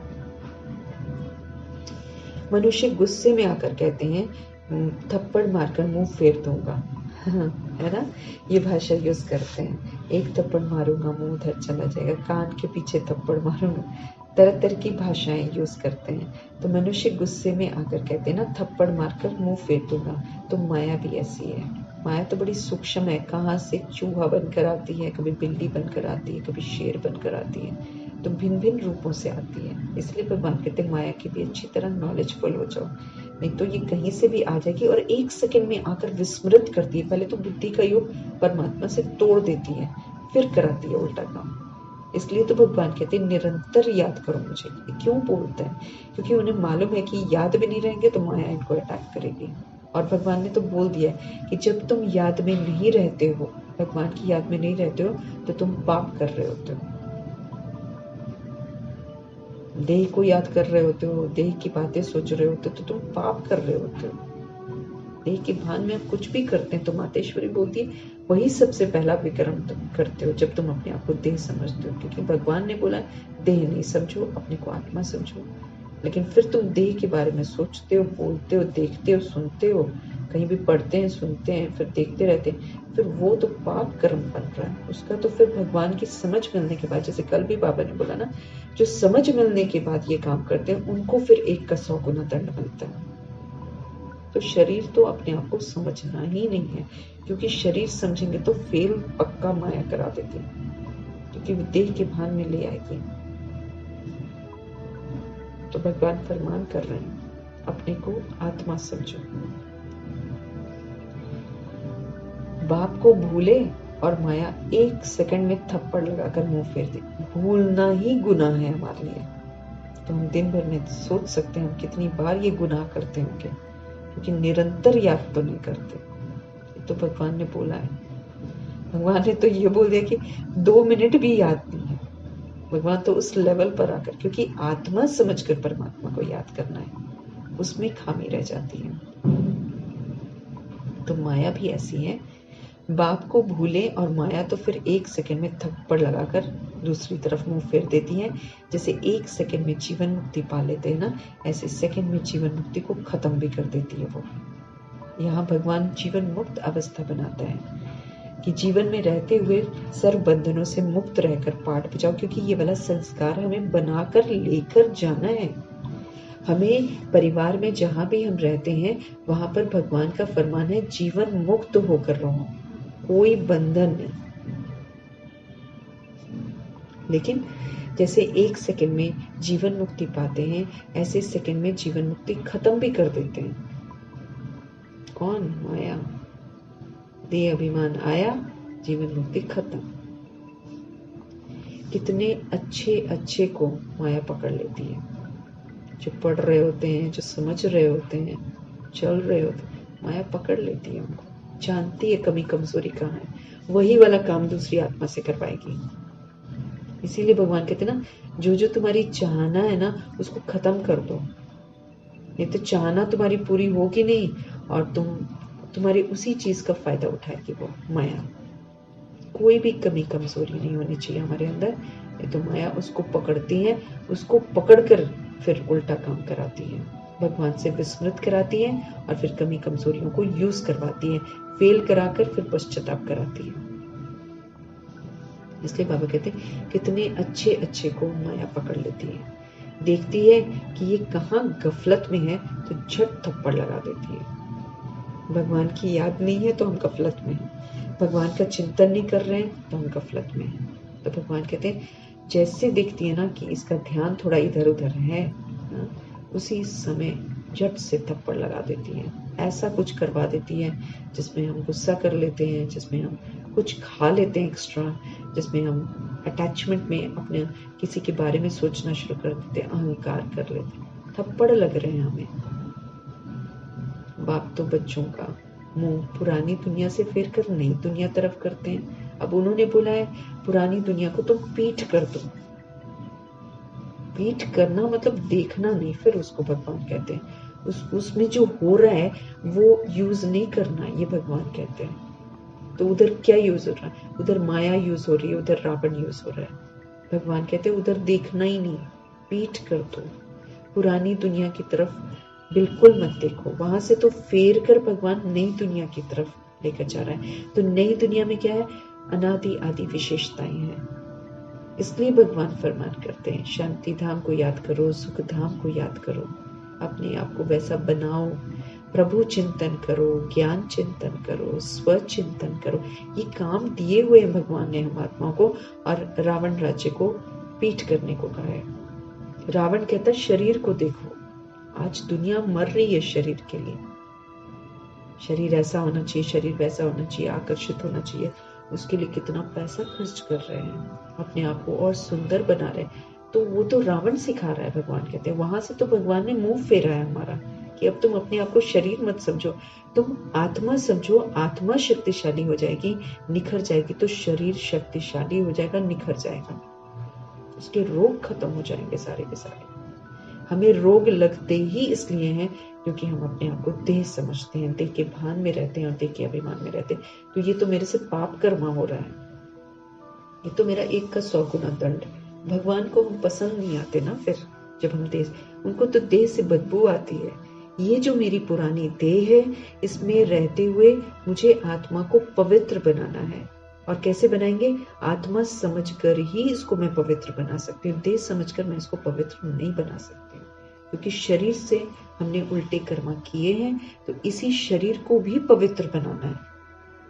उसमें फिर मुझे सात्विक खाना है, सात्विक मतलब इसका जो कपड़े हैं सात्विक पहनने हैं, सात्विक तरीके से इसको रखना है, ये ध्यान रखना है। इसको स्वच्छ मंदिर बनाना है, इसके अंदर आत्मा रूपी मूर्ति तैयार हो रही है, क्योंकि श्रीमत मिल रही है, तो सारा ध्यान जो है आत्मा रूपी मूर्ति की तरफ जाना चाहिए, शिक्षाओं पर जाना चाहिए। तो शरीर को ठीक करने की विधि ही ये है अपने को आत्मा समझना, क्योंकि आत्मा समझकर ही ये शरीर प्यूरिफाई होगा। शरीर समझकर ये शरीर प्यूरिफाई नहीं होने वाला है, क्योंकि फिर तो वो आकर्षण रहेगा शरीर का, और जहां आकर्षण है वहां हम आगे नहीं बढ़ सकते हैं। ये भगवान का, देह से उन्हें बदबू आती है, देह नहीं समझना है हमें अपने आप को ना। आत्मा समझकर जितना हम आत्मा समझेंगे, जितना हम अशरीरी विदेही बनेंगे, जितना हम फरिश्ते बनेंगे, उतना मेरा ये शरीर जो है प्योर होता चला जाएगा। नहीं तो शरीर प्योर, शरीर को भी प्योर बनकर हमें छोड़ना है। क्यों? यही शरीर फिर खाद बनेगा सतयुग के लिए। बाकी जितने भी लोग हैं उनका तो विनाश होगा, वो तो फिर जो स्थूल विनाश के द्वारा उनके शरीर प्यूरिफाई होंगे। लेकिन हमको तो भगवान विनाश के लिए नहीं तैयार कर रहे हैं, विनाश की सेक से बचा रहे हैं। तो मुझे कहता है इस शरीर में रहते हुए इस शरीर को भी पावन बनाओ और आत्मा को भी पावन बनाओ। विधि एक ही है, आत्मा समझ कर प्यूरिफाई करो, क्योंकि आत्मा समझेंगे तो परमात्मा को याद करेंगे, परमात्मा को याद करेंगे तो सुधरेंगे। परमात्मा को याद अगर 1 मिनट भी नहीं कर रहे हैं तो हम पाप कर रहे हैं, ये भगवान ने स्पष्ट बताया है। याद में नहीं हो, पाप कर रहे हैं, और उसका 1 का 100 गुना दंड है, क्योंकि भगवान का फरमान है एक बाप दूसरा ना कोई। तो अगर शरीर भी सोच रहे हैं तो दूसरा हो गया ना शरीर। इसीलिए तो बोलता है देह सहित देह के सभी संबंधों को भूलो, अपनी देह को भी भूलो, तब जाकर मैं इस देह को प्यूरिफाई करूंगी। ये मेरा कर्तव्य है। आत्मा को प्यूरिफाई करते करते मुझे देह को प्यूरिफाई करना है, क्योंकि फिर ये देह जो है सतयुगी दुनिया के लिए ना, सतयुगी धरा के लिए ये जो देह है ये खाद का काम करेगी। कितनी उपज होएगी उस जमीन की, मतलब जाते जाते अपने तन को भी जब हम छोड़ेंगे तो एटलीस्ट वो यूज होनी चाहिए सचखंड के लिए, है ना। तो भगवान कहते हैं मैं तो पुरानी दुनिया से मुंह फेरता हूं तुम लोगों का, कि जो पुरानी दुनिया में होता है वो तुम मत करो, नहीं तो तुम्हें पुरानी दुनिया में ही भेज दिया जाएगा, फेल हो जाओगे तुम, या फिर दास दासी बनोगे। जो अपनी देह के अधीन है वो तो दास दासी बनेगा ना। तो सारा कंसंट्रेशन आत्मा को निखारने में होना चाहिए। आत्मा समझना है, समझेंगे तो परमात्मा याद आएगा, याद आएगा तो आत्मा निखरेगी, आत्मा निखरेगी तो शरीर स्वस्थ स्वच्छ सुंदर होता चला जाएगा। फिर उसको रोग नहीं लगेंगे, आकर्षण नहीं होगा फिर उसका कोई भी। तो जो रावण राज्य में होता है भगवान कहते वो आपको नहीं करना है। तो रावण राज्य तो देह की दुनिया है, झूठ खंड है, झूठी काया, झूठी माया, झूठा सब संसार। काया झूठी है, परिवर्तनशील है, विनाशी है, तो उस काया का क्या मेरे को सोचना है। आत्मा निखरेगी, काया निखर जाएगी। आत्मा निखर ही नहीं रही है, काया का ध्यान रख रहे हैं, तो वो तो हम आधे आधे हो गए ना।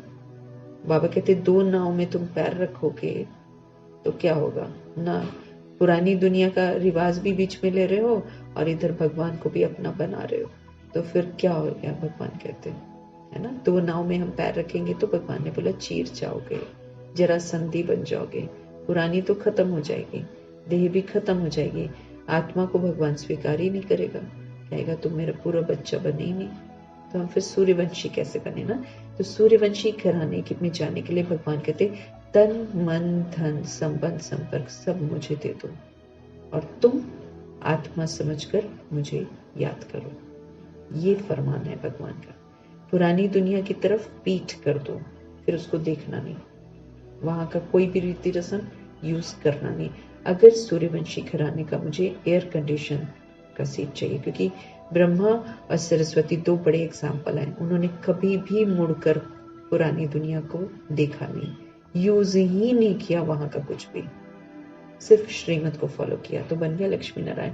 हमें उनके घराने में जाना है तो हमें भी कलयुग से पीठ कर देनी है, और जो सत्युग को देखना है, शांति धाम को देखना है, अशरीरी बनना है, सतुगुणी बनना है, सत्युगी बनना, बस ये ध्यान रखना है। इसी का बहुत पुरुषार्थ है। देह के भान से तो परे हो जाना, मैं देह तो हूं ही नहीं, बस इस पाठ को पक्का करना है। लौकिक बाप कोई गरीब होता है, पुरानी झोंपड़ी में रहता है, फिर नया बनाता है, तो बच्चे की बुद्धि में बैठ जाता है कि बस अब तो हम नया मकान तैयार होगा, हम उसमें जाकर बैठेंगे। ऐसा सोचते हैं ना दुनिया में। मकान चाहे कैसा भी बड़ा भी हो, लेकिन अगर बाप जाकर नया मकान बनाएगा तो वो बड़े से मन हट जाता है, वो जो नया बन रहा है उसमें दिमाग चला जाता है। तो ऐसी ये जो कलयुग की रात है, ये तो खत्म हो जानी है, लेकिन भगवान हमारे लिए नया घर, नया स्वर्ग बना रहा है। तो भगवान कहते हैं एक तो मैं वापस घर लेकर जाऊंगा आप लोगों को, तो अपने घर को याद करो। भूल गए हो? एक्टिंग करने के बाद कोई मूवी में भी एक्ट करते हैं, कोई ड्रामा में भी एक्ट होते, तो ड्रामा खत्म होता तो घर वापस जाते हैं ना कायदे से। तो ये भी 5000 वर्ष का ड्रामा है जो खत्म होएगा, हमें घर वापस जाना है। घर वापस जाकर फिर हम वहां नहीं रहते हैं ज्यादा समय, क्योंकि हमने रिकॉर्डिंग कर रखी होती है ड्रामा की। तो अगर मैंने सत्युग की रिकॉर्डिंग करी होगी तो मैं सत्युग में तुरंत आ जाऊंगी नीचे। तो फिर भगवान कहते हैं जिधर को जाना है, जहां मैंने घर, उसको याद करो ना। जो विनाश होने वाला है उसकी रीति रस्मों को क्यों याद कर रहे हो? वो क्यों यूज कर रहे हो? वो यूज कर रहे हैं, तुम गफलत कर रहे हैं। गफलत कर रहे हैं तो माया थप्पड़ लगा रही है। माया तो चाल चलती है। बाबा कहते हैं ना, मेरे ही महावाक्यों को तोड़ मरोड़ के फिट करते हैं बच्चे। वो कौन दिमाग देती है? माया। माया डालती है कुछ खुराफातियां कि तू फेल हो फिर से। तो इसलिए बड़ा सावधान रहना है। श्रीमत के अतिरिक्त कुछ और सुनना नहीं है किसी का भी। तो ये जो पुराना, बाबा कहते फिर क्या कहते हैं, नया मकान तैयार होगा, हम बैठेंगे, ये पुराना तोड़ देंगे। तो तुम्हारे लिए भी तो अब बाप ने हथेली पर बहिशत लाया है, वैकुंठ लाया। कहते लाडले बच्चे, आत्माओं से बात करता है भगवान, हम शरीरों से बात नहीं करता है। वो शरीर को देखता भी नहीं है। उस सभा में भी आता है ना, तो वो तो देह के भान में लोग आते हैं ना, इसीलिए बोल देता है महाराष्ट्र के हैं, गुजरात के हैं, लेकिन वो देखता नहीं है। वो आत्माओं को ही देखता है शिव बाबा। ब्रह्मा बाप संबोधित कर देते हैं आत्माओं को भिन्न भिन्न जगहों से, क्योंकि वहां पर आने वाले लोग अशरीरी तो बने नहीं होते हैं, वो देह के भान में ही आते हैं, वो राज्य के भान में ही आते हैं। इसलिए उनका मन रखने के लिए शुरू शुरू में भगवान संबोधित कर देता है, पंजाब वाला ग्रुप या ये वाला ग्रुप या वो वाला ग्रुप, क्योंकि जानता है आत्माएं अभी देश के, राज्य के भान में आ रही हैं। तो भगवान कह रहे हैं, लाडले बच्चे, आत्माओं से बात करता हूँ। इन आंखों द्वारा तुम बच्चों को देख भी रहे हैं। किनकी आंखों के द्वारा? ब्रह्मा की आंखों के द्वारा देख रहे हैं। किसको देख रहे हैं? आत्मा को देख रहे हैं। कश्मीर में ब्राह्मण लोग बहुत होते हैं, श्राद्ध आदि भी वहां खिलाते हैं। ब्राह्मण में आत्मा को बुलाते भी हैं। शुरू में बुलाते होंगे ना, अब तो उतना सिस्टम नहीं है, लेकिन पहले जो आत्मा शरीर छोड़कर जाती थी ना, उसको बुलाते थे और वो आकर कुछ बोल कर जाती थी। तब शक्ति हुआ करती थी ना आत्माओं में शुरू में। ये सभी साक्षात्कार का राज रखा हुआ है। जैसे अभी होता है ना मधुबन में, जैसे मातेश्वरी ने शरीर छोड़ा तो गुलजार दादी में आकर बोल कर गई थी अपने बारे में। प्रकाशमणि दादी ने छोड़ा तो गुलजार दादी के तन में आकर बोली थी। मनमोहिनी दीदी ने छोड़ा तो गुलजार दादी के तन में आकर बोल गए। मतलब आत्मा आ जाती है ना, जो कर्मातीत बनकर जाती है, जो सारे बंधनों से मुक्त होकर जाती है, वो आत्मा आकर बात कर सकती है। भगवान ने बोला वो आत्मा 2-3 जगह जाकर पाठ बजा सकती है, क्योंकि उसके अंदर शक्ति होती है। वो होती अपने शरीर में है, लेकिन वो अपने आकारी शरीर का, जो फरिश्ता शरीर होता है, उसका आधार लेकर दूसरे शरीर में जाकर बोल कर आ जाती है। और जो मतलब आधा हिस्सा जो है वो उसका वहां सो रहा होता है, और आधा जो आकारी शरीर है, आकारी शरीर की जो शक्ति है, वो जाकर गुलजार दादी के तन में बोल आती थी और फिर वो वापस अपनी जगह पर चली जाती थी। तो कई लोग बोलते हैं कि ऐसे तो कोई मर सकता है, तो बाबा वही बोलते हैं ना, उसका वो शक्तिशाली आत्मा होती है। तो अपनी शक्तिशाली आत्मा जो है वो विश्राम कर रही होती है, लेकिन अपनी स्थिति से अपना सूक्ष्म रूपी जो आकारी रथ है ना, अंदर एक हमारा आकारी शरीर भी है, उसके आधार से वो जाती है और बोल कर आती है। तो ठीक यही वाली जो विधि है, ये शुरू में ऐसा होता था कि ब्राह्मण शक्तिशाली हुआ करते थे, थोड़े पवित्र होते, क्योंकि पहले ब्राह्मण ही राखी बांधते थे। ये तो बाद में भाई बहन का त्योहार हो गया। ये तो ब्राह्मण एक धागा बांध कर आते थे सबके हाथ में, और राखी वाला सिस्टम नहीं था। ये तो कलयुग में बन गया राखी का सिस्टम। तो लाडले बच्चे आत्माओं से बात करते हैं और फिर बताते हैं कि कश्मीर में ब्राह्मण लोग बहुत होते हैं, श्राद्ध आदि विवाह खिलाते हैं, तो ब्राह्मणों में आत्मा को बुलाते हैं। ये सभी साक्षात्कार का राज रखा हुआ है। ऐसे नहीं कि आत्मा कोई से निकल कर आ जाती है, वो तो फिर मर जाएगी ना, वो तो फिर शरीर मर जाएगा, फिर वापस कैसे घुसेगी। इसलिए ऐसा नहीं होता कि कोई के शरीर से वो निकल आती, वो उसका आकारी स्वरूप जाता है, बस पावर होती है ना उसके अंदर, इसलिए वो करते हैं। अव्यक्त बाप दादा ने एक बार बताया है कि जो कर्मातीत होकर जाते हैं, वो आत्मा एक शरीर में रहते हुए 3-4 जगह पाठ बजा कर आ सकती है। पावर है आत्मा में, बहुत पावर है। ये तो हमने देश समझकर ना आत्मा की पावर को ही खत्म कर दिया है, वरना आत्मा में तो अद्भुत पावर है। अपने बड़ों की आत्मा को बुलाते हैं, उनके लिए सभी कुछ तैयार रखते हैं, समझते हैं फलाने की आत्मा आएगी, फिर उनसे पूछा भी जाता है। आगे आत्मा बोलती थी, बाबा कहते हैं, पहले शुरू में पावरफुल होती थी ना आत्मा, तो बोला करती थी। फिर उनसे पूछा जाता था, आप राजी खुशी हो, तो वो सुनाती है। ये भी ड्रामा अनुसार चलता है शुरू में, लेकिन एक्चुअली वो संगम युग का पाठ है, जो अभी आदि रतन छोड़कर शरीर गए थे ना, और गुलजार दादी जब तक थे, तब गुलजार दादी के शरीर को यूज करके आत्माएं बोल कर जाती थी।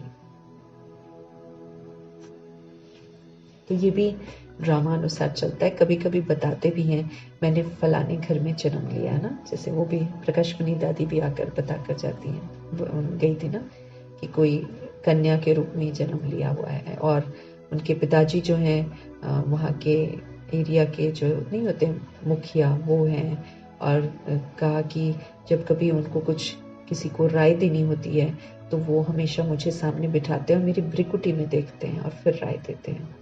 तो अच्छा धार्मिक किस्म का परिवार है, क्योंकि प्रकाशमणि दादी को जन्म लेना पड़ा है।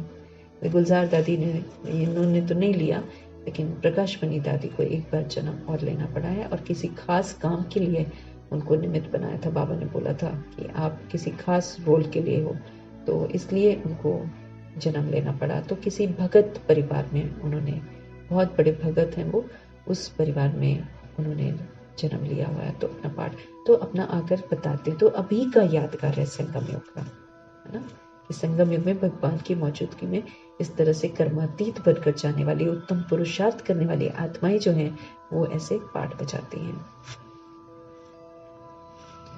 कभी कभी बताते भी हैं कि मैंने फलाने घर में जन्म लिया। ये सब साक्षात्कार की रीति ड्रामा में बनी है, जो रिपीट होती है। बाकी आत्मा कोई आती नहीं है। आगे टेबल में भी बुलाते थे, बाबा को सभी अनुभव है।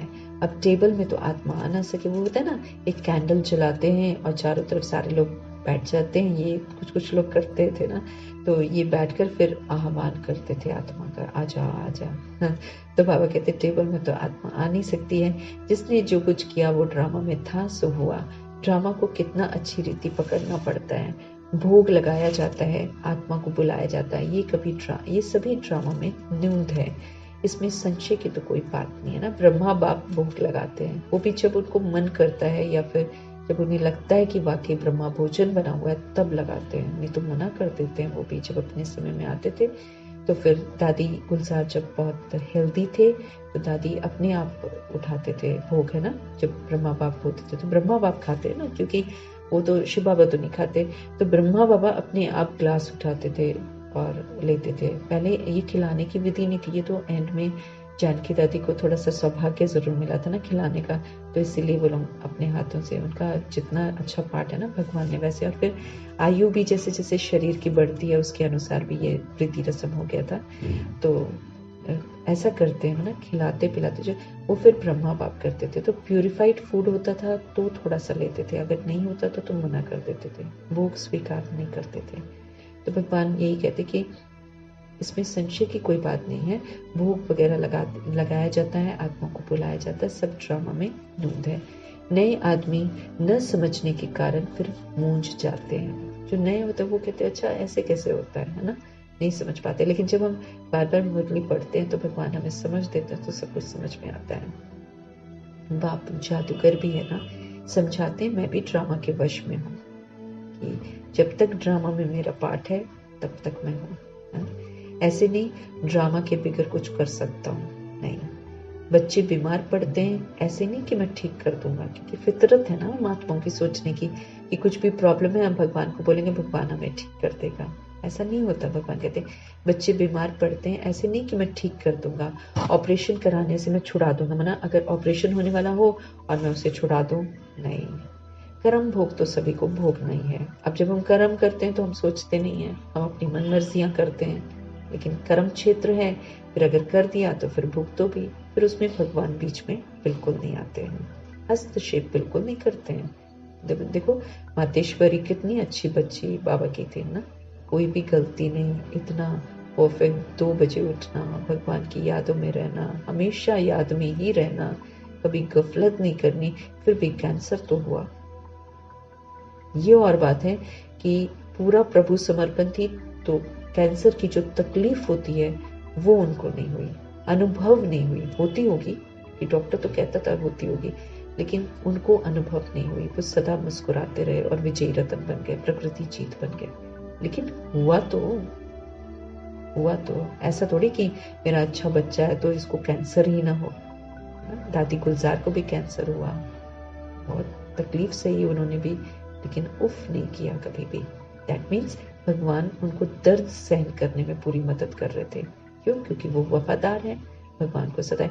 लेकिन जो तुम्हारा कार्मिक है, पुराना कार्मिक जो है, अभी तो उन्होंने कुछ भी गलती नहीं करी थी, लेकिन पुराना जो कार्मिक था, जहाँ पर देवकुल की आत्माएं गुमराह हो जाती हैं, द्वापर युग में गलत मान, उसका जो भुगतान है वो उन्होंने अंत में किया है। क्योंकि गलती की है ना, तो उसको स्वीकार किया उन्होंने, उसको भुगता है और फिर उफ नहीं करी है। ये सबसे अच्छा तरीका है ना भुगतने का, उफ नहीं करना है, फिर शोर नहीं मचाना, हमें ये हो गया, हमें ये हो गया, क्यों हो गया। तो भगवान बिल्कुल स्पष्ट कर रहे हैं कि अगर बच्चे बीमार पड़ जाते हैं, ऐसे मत सोचना कि मैं ठीक कर दूंगा, ऑपरेशन कराने से मैं किसी को छुड़ा दूंगा, ऐसा मत सोचना। नहीं, कर्म भोग तो सभी को भोगना ही पड़ेगा। तुम्हारे ऊपर तो बोझा बहुत है, क्योंकि तुम सभी से पुराने हो। देखो आगे ना बात कि पूर्वज आत्माओं पर सबसे ज्यादा बोझा है, इसीलिए भुगतना पड़ता है, क्योंकि तुम सभी से पुराने हो। हम गलत होते हैं तो दुनिया गलत हो जाती है, तो जिम्मेदारी हमारी सबसे ज्यादा होती है। सतो प्रधान से एकदम तमो प्रधान तुम बने हो, तुम बनते हो गलत, है ना। तमो प्रधान बन जाते हैं, सबसे पहले तमो प्रधान बन जाते हैं। तो फिर दुनिया जब हम तमो प्रधान बनते हैं कलयुग में, तो कलयुग में पैदा होने वाले जो लोग हैं वो हमारे तमो प्रधानता को ही तो देखते हैं। तो फिर वो उसको गलत थोड़ी बोलेंगे, वो तो कहेंगे हमने आते ही यही देखा, यही सिस्टम था, है ना। तो हमें तो पता है कि सतो प्रधान थे ना, इसीलिए भगवान कहते हैं तुम्हारे ऊपर ज्यादा बोझा है, क्योंकि तुम पूर्वज आत्मा हो, तुमने शुरुआत करी है देहभान और देह अभिमान के आकर्षण की, तो तुम्हारी वजह से तमो प्रधान सृष्टि हुई है। तो अब तुम ही को सतो प्रधान बनकर फिर से सृष्टि को सतो प्रधान बनाना है। अब तुम बच्चों को बाप मिला है तो बाप से वर्षा लेना चाहिए ना। जब भगवान मिला है तो भगवान कहते वर्षा लेना चाहिए। तुम जानते हो कल्प कल्प हम ड्रामा अनुसार बाप से वर्षा लेते हैं। जो सूर्यवंशी चंद्रवंशी घराने के होंगे वो तो जरूर आएंगे, जो सूर्यवंशी चंद्रवंशी घराने के होंगे भगवान कहते वो तो अवश्य आएंगे। जो देवी देवता थे फिर वो शूद्र बन गए हैं, फिर वही ब्राह्मण बनकर दैवी संप्रदाय बनेंगे। जो देवी देवता थे वो शूद्र बन गए और फिर वही ब्राह्मण बनकर दैवी संप्रदाय बन जाएंगे। ये बातें बाप बेगर तो कोई समझा नहीं सकता है। बाप को बच्चे कितने मीठे लगते हैं, कहते हैं तुम वही कल पहले वाले मेरे बच्चे हो, मैं कल्प कल्प आकर तुमको पढ़ाता हूँ। कितनी वंडरफुल बातें हैं। निराकार भगवान वाच, शरीर से वाच करेंगे ना, कैसे बात करेंगे हमारे से, कैसे है, कैसे हम उनको समझ पाएंगे। वो तो बहुत सुप्रीम अथॉरिटी, प्योरिटी का सागर है, लेकिन कैसे बात करेंगे, कैसे हम उनको, इसलिए उनको नीचे आना पड़ता है, इसलिए उनको किसी और का शरीर लेना पड़ता है, क्योंकि अपना लेंगे तो वो ड्रामा में फंस जाएंगे, फिर तो उनको पुनर्जन्म में आना पड़ेगा। तो वो कभी इस चीज से आकर्षित नहीं होते हैं कि मुझे शरीर लेना है। इसीलिए वो वाच करने के लिए, यानी कि बात करने के लिए, वो फिर उस आत्मा को यूज करते हैं जो कभी सतो प्रधान थी, संपूर्ण सतो प्रधान थी, लेकिन अब विस्मृत हो गई है, लेकिन भक्ति पूरी कर चुकी है संपूर्ण। भगवान फिर उनको यूज करते हैं, उनके शरीर रूपी रथ को यूज करते हैं, लेकिन पहले उस रथ को बोलते हैं तुम मर जीवा बनकर दिखाओ, तुम पुराने से मुंह मोड़ कर दिखाओ। तो वो मोड़ कर दिखाते हैं, और उसका प्रूफ ये है कि वो खुद नहीं कहते कि मैं टर्न हो गया हूँ, उनके साथ रहने वाले ये प्रूफ करते हैं कि वो बिल्कुल बदल गए हैं। उनको दादा लेखराज के रूप में वो देखते ही नहीं है, तो प्रूव हो जाता है कि ये पूरा मरजीवा बन गया।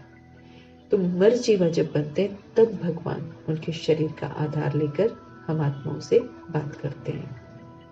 पहले तो 14 वर्ष की तपस्या ही करवाते हैं, प्योर बनो, पवित्र बनो पहले अच्छी तरह, फिर यूज करते हैं।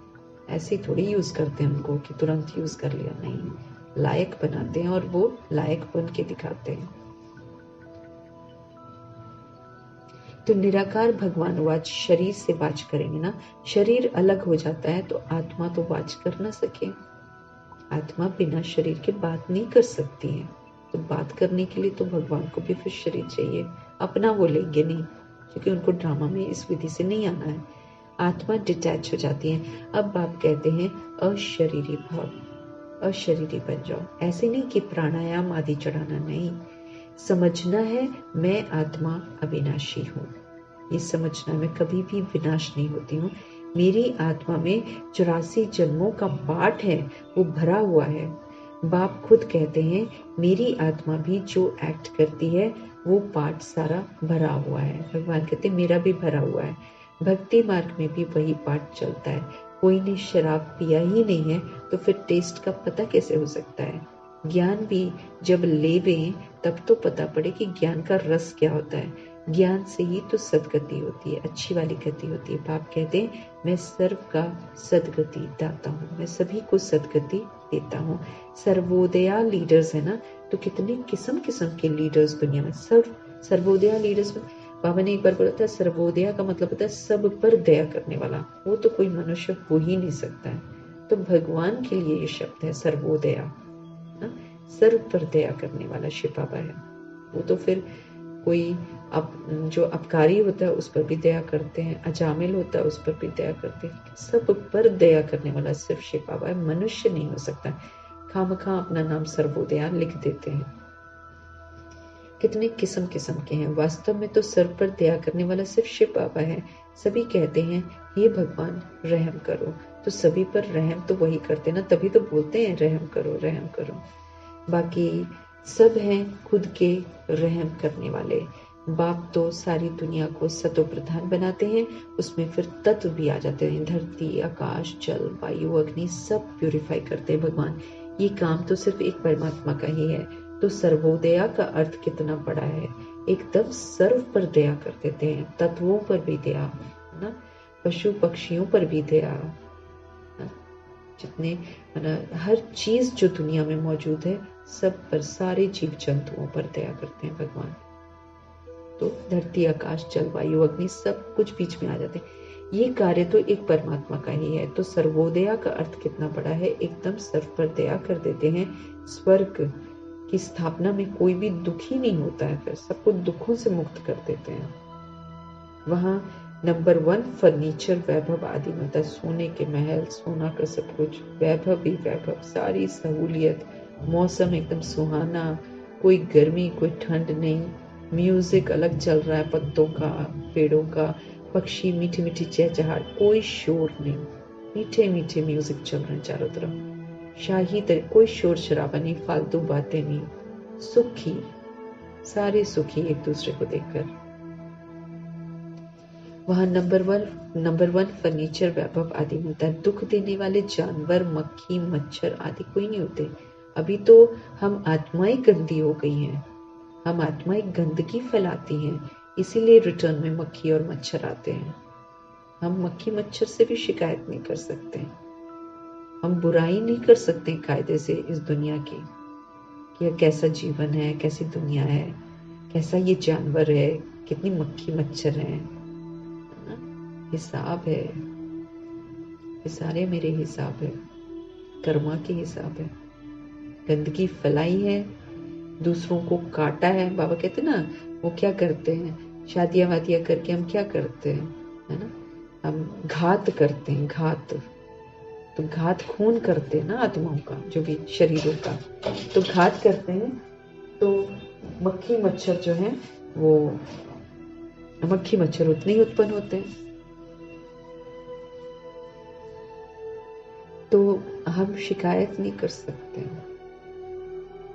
दादियां जो हैं, देखो दादियां प्योर होती गई, प्योर होती गई। पहले तो घूम घूम कर गर्मियों में भी, ठंड में भी उन्होंने खूब सेवा करी, तकलीफें आई होंगी, खूब सहन किया। लेकिन जब वो प्योर हो गई तो देखो इर्द गिर्द जहां भी वो बैठती थी बिल्कुल टोटल सफाई। उनको मच्छर मक्खी मारने नहीं पड़ते थे, उनके लिए दूसरे लोग मार देते थे। उनका पाप नहीं बन रहा है, मारने से भी तो हमारा हिसाब किताब तो, क्योंकि मैंने गंदगी फैलाई है तो मक्खी मच्छर पैदा हो रहे हैं। तो जब हम मारते भी हैं ना, तो हम एक तरह का पाप कर्मा ही कर रहे होते हैं। लेकिन जैसे जैसे प्योर हो जाते हैं ना, तो भगवान हमें ऐसी जगहों पर ले जाएगा जहां पर ऐसा कुछ ना हो, या फिर हमें ऐसे लोगों के बीच में रखेगा जहां दूसरा कोई कर देगा, हमें नहीं करना पड़ेगा। बड़ा अद्भुत ड्रामा है ये, और सारा प्योरिटी पर आधारित है। आप कितना पवित्र बनते हैं। तो दुख देने वाले जानवर, मक्खी मच्छर आदि कोई नहीं होता। यहाँ भी बड़े आदमी के घर में कितनी सफाई होती है ना। कभी तुम मक्खी नहीं देखेंगे, कोई मच्छर घुस न सके। स्वर्ग में तो कोई की ताकत नहीं जो ऐसे गंध करने वाली कोई चीज हो, क्योंकि वहां आत्मा सुंदर है, संपूर्ण पवित्र है। मच्छर हो ही नहीं सकते, मक्खियां हो नहीं सकती, गंदगी वो फैलाते नहीं है, टॉयलेट वगैरह वो जाते ही नहीं है सचखंड में। जितना शरीर को चाहिए उतना ही खाते हैं, इसलिए जरूरत ही नहीं पड़ती, बदबू है ही नहीं उस दुनिया में। तभी तो उनके जो शरीर है, जड़ चित्र जो है, शरीरों का जो याद, उसका पूजन होता है। शरीर क्यों पूजा जा रहा है उनका जड़ चित्रों के रूप में? क्योंकि उनका शरीर बिल्कुल पवित्र है, कंचन काया है, ट्रांसपेरेंट है, उसके अंदर कोई गंदगी ही नहीं है।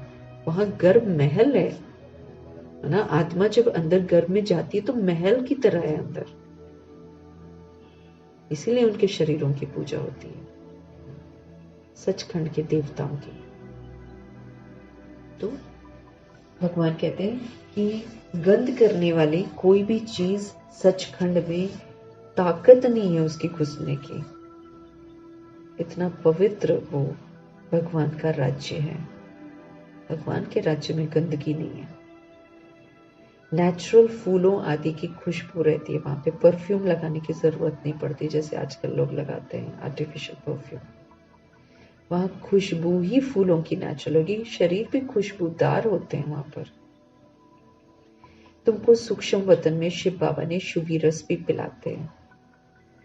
तो अब सूक्ष्म वतन में तो कुछ है नहीं, वहां तो कुछ नहीं है, हड्डी मांस भी नहीं है, वो तो आकारी शरीर है। वहां तो बात भी नहीं करते हैं, खाते पीते थोड़ी है वैसे। लेकिन जो कोई मना ये साक्षात्कार कराते हैं कि अगर खाना नहीं मिलेगा, लेकिन बच्चा अगर सच्चा होगा भगवान का, तो भगवान उसको शुभी रस पिलाएगा। मना अनुभव होगा, आत्मा को शक्तिशाली रस पी लिया है ना। फिर भूख नहीं लगेगी, प्यास नहीं लगेगी, संतुष्टता रहेगी। तो अब सूक्ष्म वतन में तो कुछ है नहीं, ये सभी साक्षात्कार है जो भगवान कराते हैं। वैकुंठ में कितने अच्छे फल बगीचे आदि होते हैं, सूक्ष्म वतन में थोड़ी कोई बगीचा रखा है जो कि वहां से तोड़ कर पिला देंगे, ऐसा थोड़ी होता है, खिला देंगे ना। लेकिन साक्षात्कार कराते हैं कि अंतिम समय पर जब बिल्कुल कमी हो जाएगी हर चीज की, बेगरी पार्ट आ जाएगा, अनाज नहीं होगा, कुछ नहीं होगा, तो जो मीठे बाबा का अच्छा बच्चा होगा उसको भगवान शुभी रस पिलाएगा। माना ऐसा अनुभव होगा कि उसने शुभी रस, शक्तिशाली रस पिया है, सत्युगी रस पिया है, जिससे आत्मा भरपूर हो जाएगी। फिर उसको सताएगी नहीं भूख। तो कईयों को तो सताएगी ना भूख, पुरुषार्थ नहीं किया तो भूख सताएगी। तो वैकुंठ में कितने अच्छे फल बगीचे आदि होते हैं। सूक्ष्म वतन में थोड़ी बगीचा रखा है, ये है सभी साक्षात्कार। यहाँ बैठे हुए तुम सभी साक्षात्कार करते हो। गीत भी बड़ा फर्स्ट क्लास है। तुम जानते हो हमको बाप मिला है, और क्या चाहिए, क्या चाहिए और जब बाप मिल गया है। तो बेहद के बाप से बेहद का वर्षा लेते हैं, तो बाप को याद करना चाहिए ना। तो भगवान कहते हैं अगर तुमको बेहद का वर्षा चाहिए तो फिर मुझे याद करो। बाप की मत बड़ी मशहूर है, श्रीमत से हम श्रेष्ठ से श्रेष्ठ बनेंगे। जितना श्रीमत पर चलेंगे उतना हमें श्रेष्ठता आती जाएगी। सन्यासी कहते हैं ये काग विष्टा समान सुख है। वो कहते हैं दुनिया बेकार है, काग, यहाँ सुख नहीं है, परिवारों में सुख नहीं है, काग विष्टा के समान है। मतलब थोड़ा सा है, फिर तो रोना धोना है। परंतु उनको ये पता ही नहीं है कि सतयुग में सदैव सुख ही सुख था। उसकी जान, क्योंकि वो सतयुग में जाते नहीं, 2500 वर्ष सुख ही सुख था, उनको पता ही नहीं है। इसीलिए वो तो आते हैं ना 3500 ईयर्स के बाद आते हैं ना, 3500 वर्ष के बाद आते हैं। तो जब वो आते हैं तब तक तो विकारों का राज्य शुरू हो जाता है, देह का आकर्षण शुरू हो जाता है, जिसकी वजह से दुख और अशांति जो है वो बढ़ जाते हैं। तो वो तो देख लेते हैं कि भाई शादी होती है, उसके बाद ये लोग दुखी हो जाते हैं। माँ बाप को देखा होगा, ये तो दुखी हो जाते हैं, बेकार है ये, काग विष्टा के समान। तो घर छोड़ देते हैं वो लोग, तो पवित्र रहने के लिए वो घर छोड़ते हैं। तो भगवान कहते हैं उनको ये नहीं पता है ना कि सतयुग में कितना सुख है, वहां तो सदैव सुख ही सुख है। तो छोटेपन में ये राधे कृष्ण है, इनके चरित्र आदि कुछ नहीं है जो दिखा देते ना राधे कृष्ण का, या कृष्ण ने बड़ी सारी लीलाएं करी और ये सब। तो भगवान कहते ये सब कुछ नहीं है, ये हमें दंत कथाएं बना रखी हैं, इनके चरित्र आदि कुछ नहीं है। स्वर्ग के बच्चे होते ही अच्छे हैं, भगवान कहते हैं। वो तो सारे बड़े प्यारे प्यारे से, इनोसेंट से, सेंट से, मासूम से होते हैं। चरित्र तो उनके नहीं होते हैं, लेकिन वो बड़े अच्छे होते हैं, प्यारे प्यारे से होते हैं। भल करके मुरली से डांस आदि करते होंगे, मतलब मुरली बजाते हैं, तो वरना वो शोर नहीं मचाते हैं, एकदम आराम से डिसिप्लिन है ना, वैसे रहते हैं। बाकी ज्ञान नहीं सुनाते हैं, क्योंकि वो तो ज्ञान का स्वरूप बन गया ना, प्रारब्ध मिल गई है। श्री कृष्ण को मुरली दी है, तब भला सरस्वती कहाँ गई फिर? सरस्वती को तो सितार देते हैं। सरस्वती भी तो मुरली की दीवानी थी, है ना। मुरली को सुनकर वो बहू रिपीट करती थी, तो वो भी तो दीवानी थी।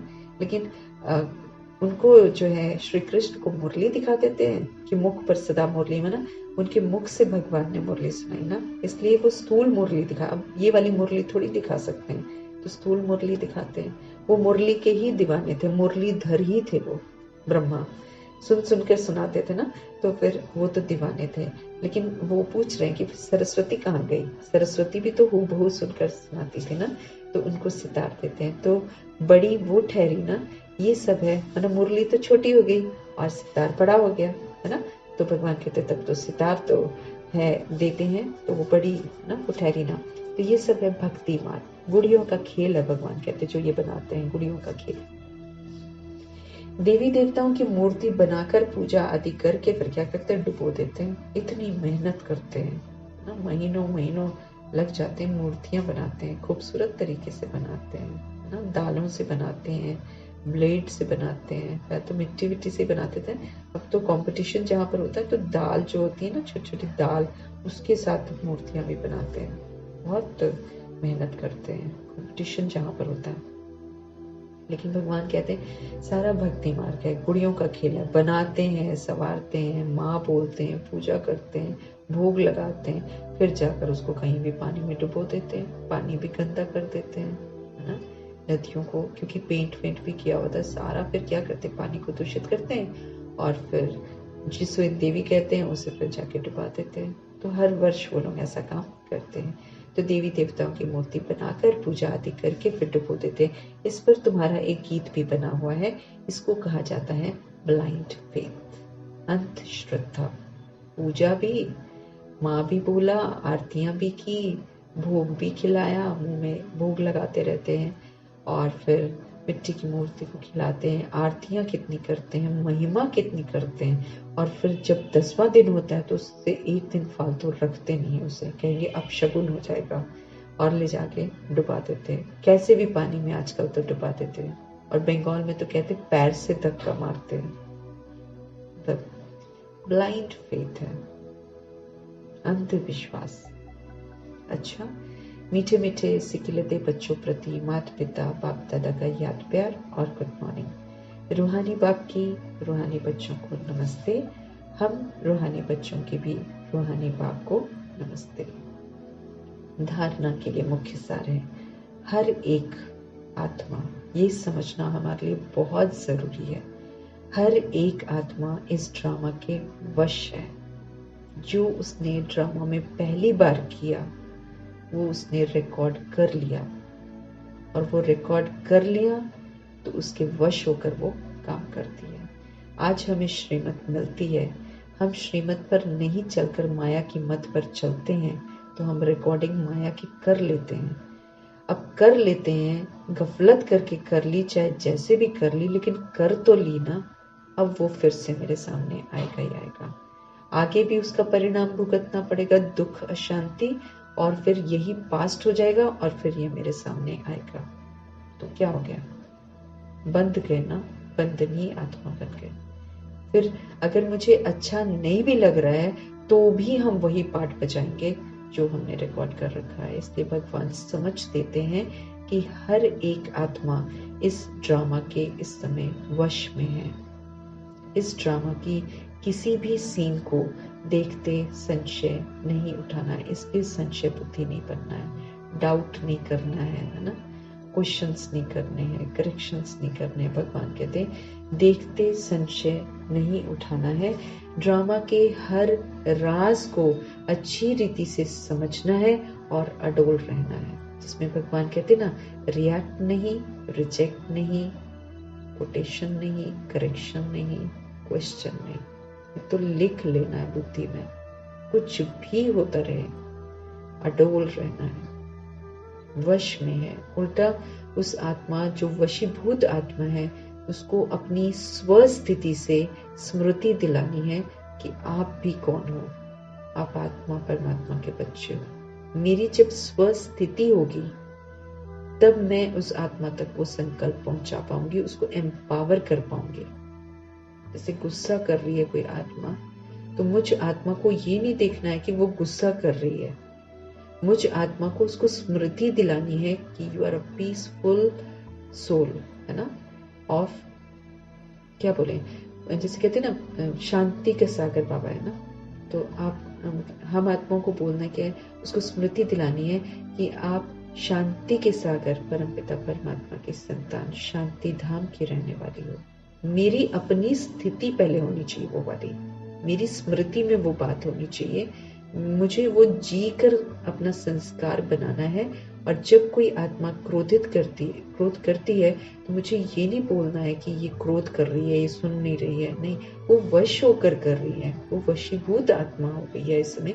तो उस समय मेरी स्थिति जो है वो उसे स्मृति दिलाए कि आप शांत स्वरूप आत्मा, शांति के सागर परमपिता परमात्मा की संतान, शांति धाम की रहने वाली हो।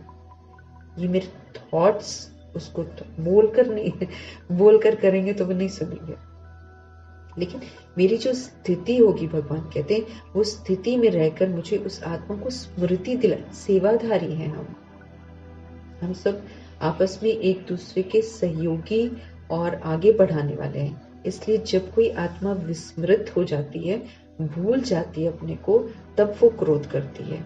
कई आत्माएं ऐसी होती हैं अपनी बात को समझा नहीं पाती हैं अच्छी तरह कि माना क्यों उनको गुस्सा आ रहा है, तो वो गुस्सा कर जाती हैं, गुस्से वाले टोन में हम बोल जाते हैं, है ना, तो वो क्या है कि आधा हम या तो हम शक्तिशाली नहीं होते हैं या फिर हम विस्मृत हो जाते हैं। 2 अवस्थाएं होती हैं। क्योंकि एक मैं ये भी बोला था कि कभी कभी बात को समझा नहीं पाते हैं कि ना क्या वो कहना है। एक्चुअली वो केयरिंग वाला चीज होता है, लेकिन समझाने तो गुस्सा करते हैं, तो वो गलत हो जाता है भगवान की शिक्षाओं के अनुसार ना। गुस्सा नहीं करना है, लेकिन समझा नहीं पाते इसलिए वो गुस्सा कर लेते हैं, या फिर कोई वशीभूत हो जाता है तब गुस्सा करते हैं। तो भगवान कहते हैं ऐसे समय पर तुम्हारा फर्ज क्या है? तुम्हारा फर्ज है अपनी स्वस्थिति में रहना, कि मैं आत्मा, पहले तो रिएक्ट नहीं करना मुझको, है ना। मेरे को याद रहना चाहिए कि मैं शांत स्वरूप आत्मा, शांति के सागर परमपिता परमात्मा की संतान, शांति धाम की रहने वाली हूँ। इस स्मृति में जीते जीते मुझे इसको इतना पक्का करना है ताकि जब कोई अशांत आत्मा हो जाए तो मैं आत्मा अपनी स्वस्थिति से उसको स्मृति ऐसी दिलाऊं कि वो आत्मा शांत हो जाए, बजाय इसके कि उसका गुस्सा बढ़े। क्योंकि जब हम बोलेंगे नहीं गुस्सा कर रहे, उसका गुस्सा और बढ़ता जाता है, क्योंकि ब्राह्मण ने दूसरे ब्राह्मण को श्राप दे दिया। ये बड़ा हमारा सूक्ष्म कनेक्शन है एक दूसरे के साथ। हमको कल्याणकारी बनना है तो अपनी स्वस्थिति में रहकर ही हम कल्याण कर सकते हैं, बोलकर नहीं कर सकते। वो तो देह का अभिमान है, हम बोल के करते ना, वो देह का अभिमान बोल रहा होता है, वो तो करेक्ट नहीं है ना हमारा।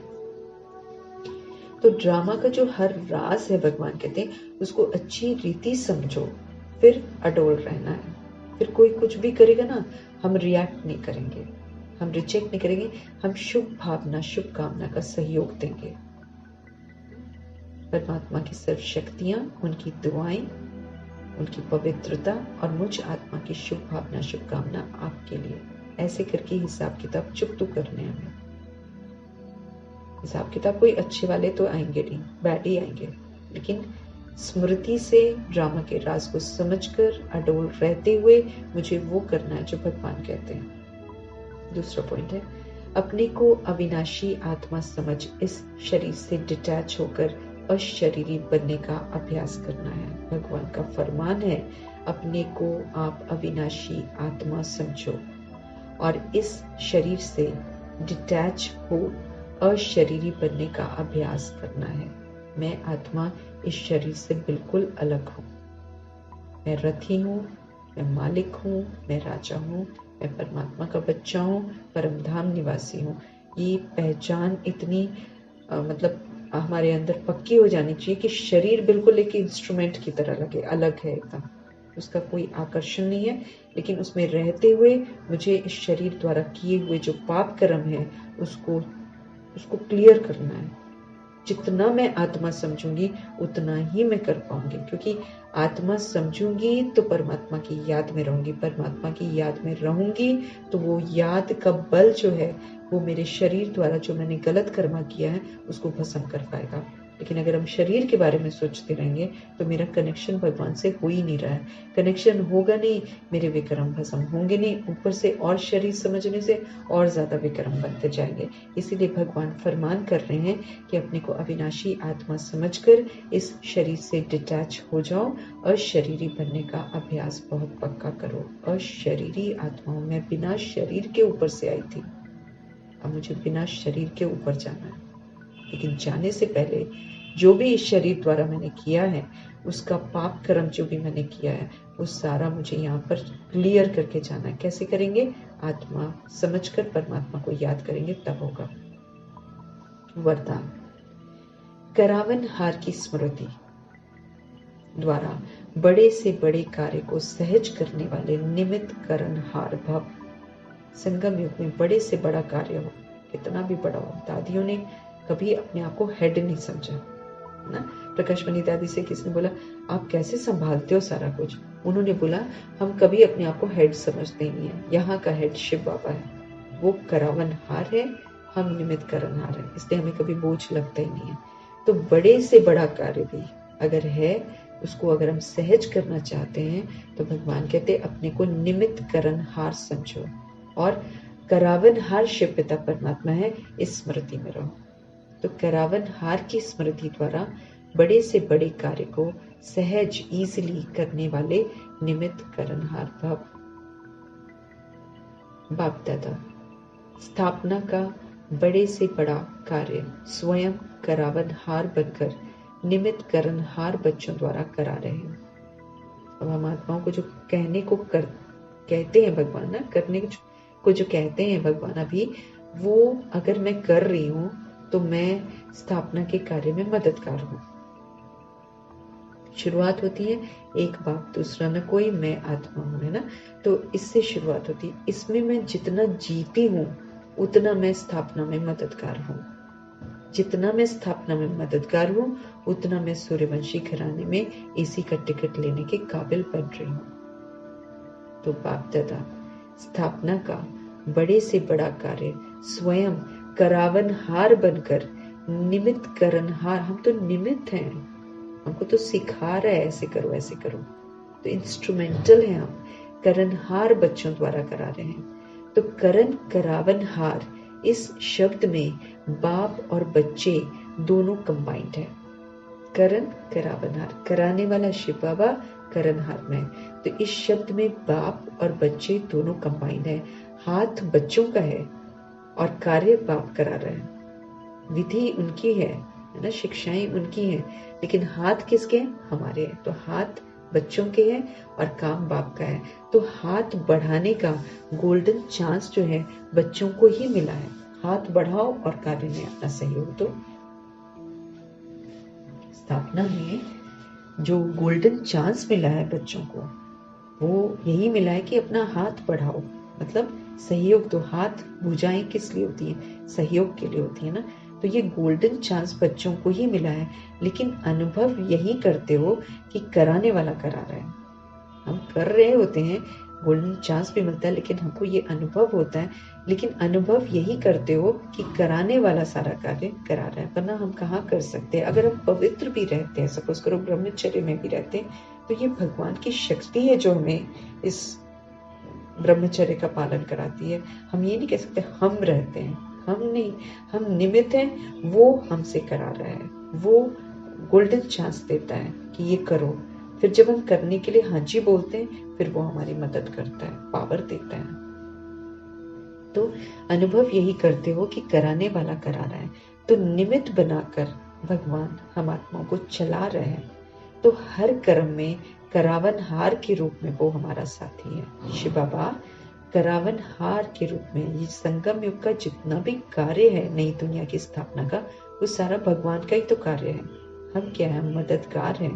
हम निमित्त बनकर उनके सहयोगी बनते हैं। तो हर कर्म में करावनहार के रूप में भगवान हमारा साथी है।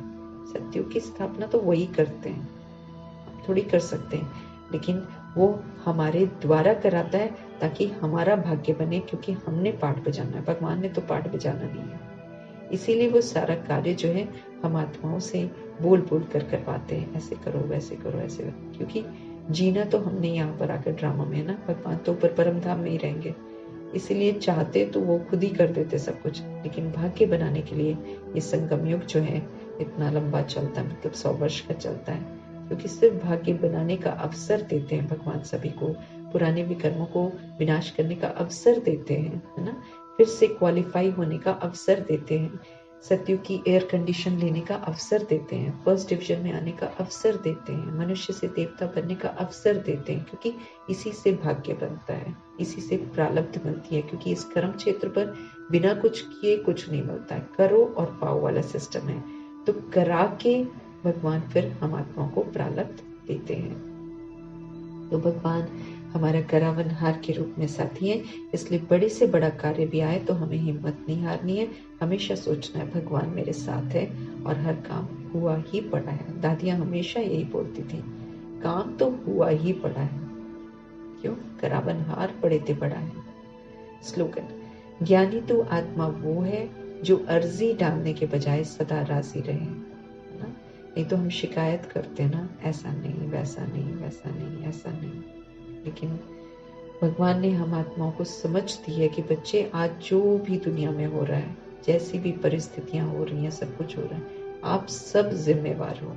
आप सब ने अपना अपना योगदान दिया हुआ है, तब दुनिया ऐसी बन गई है।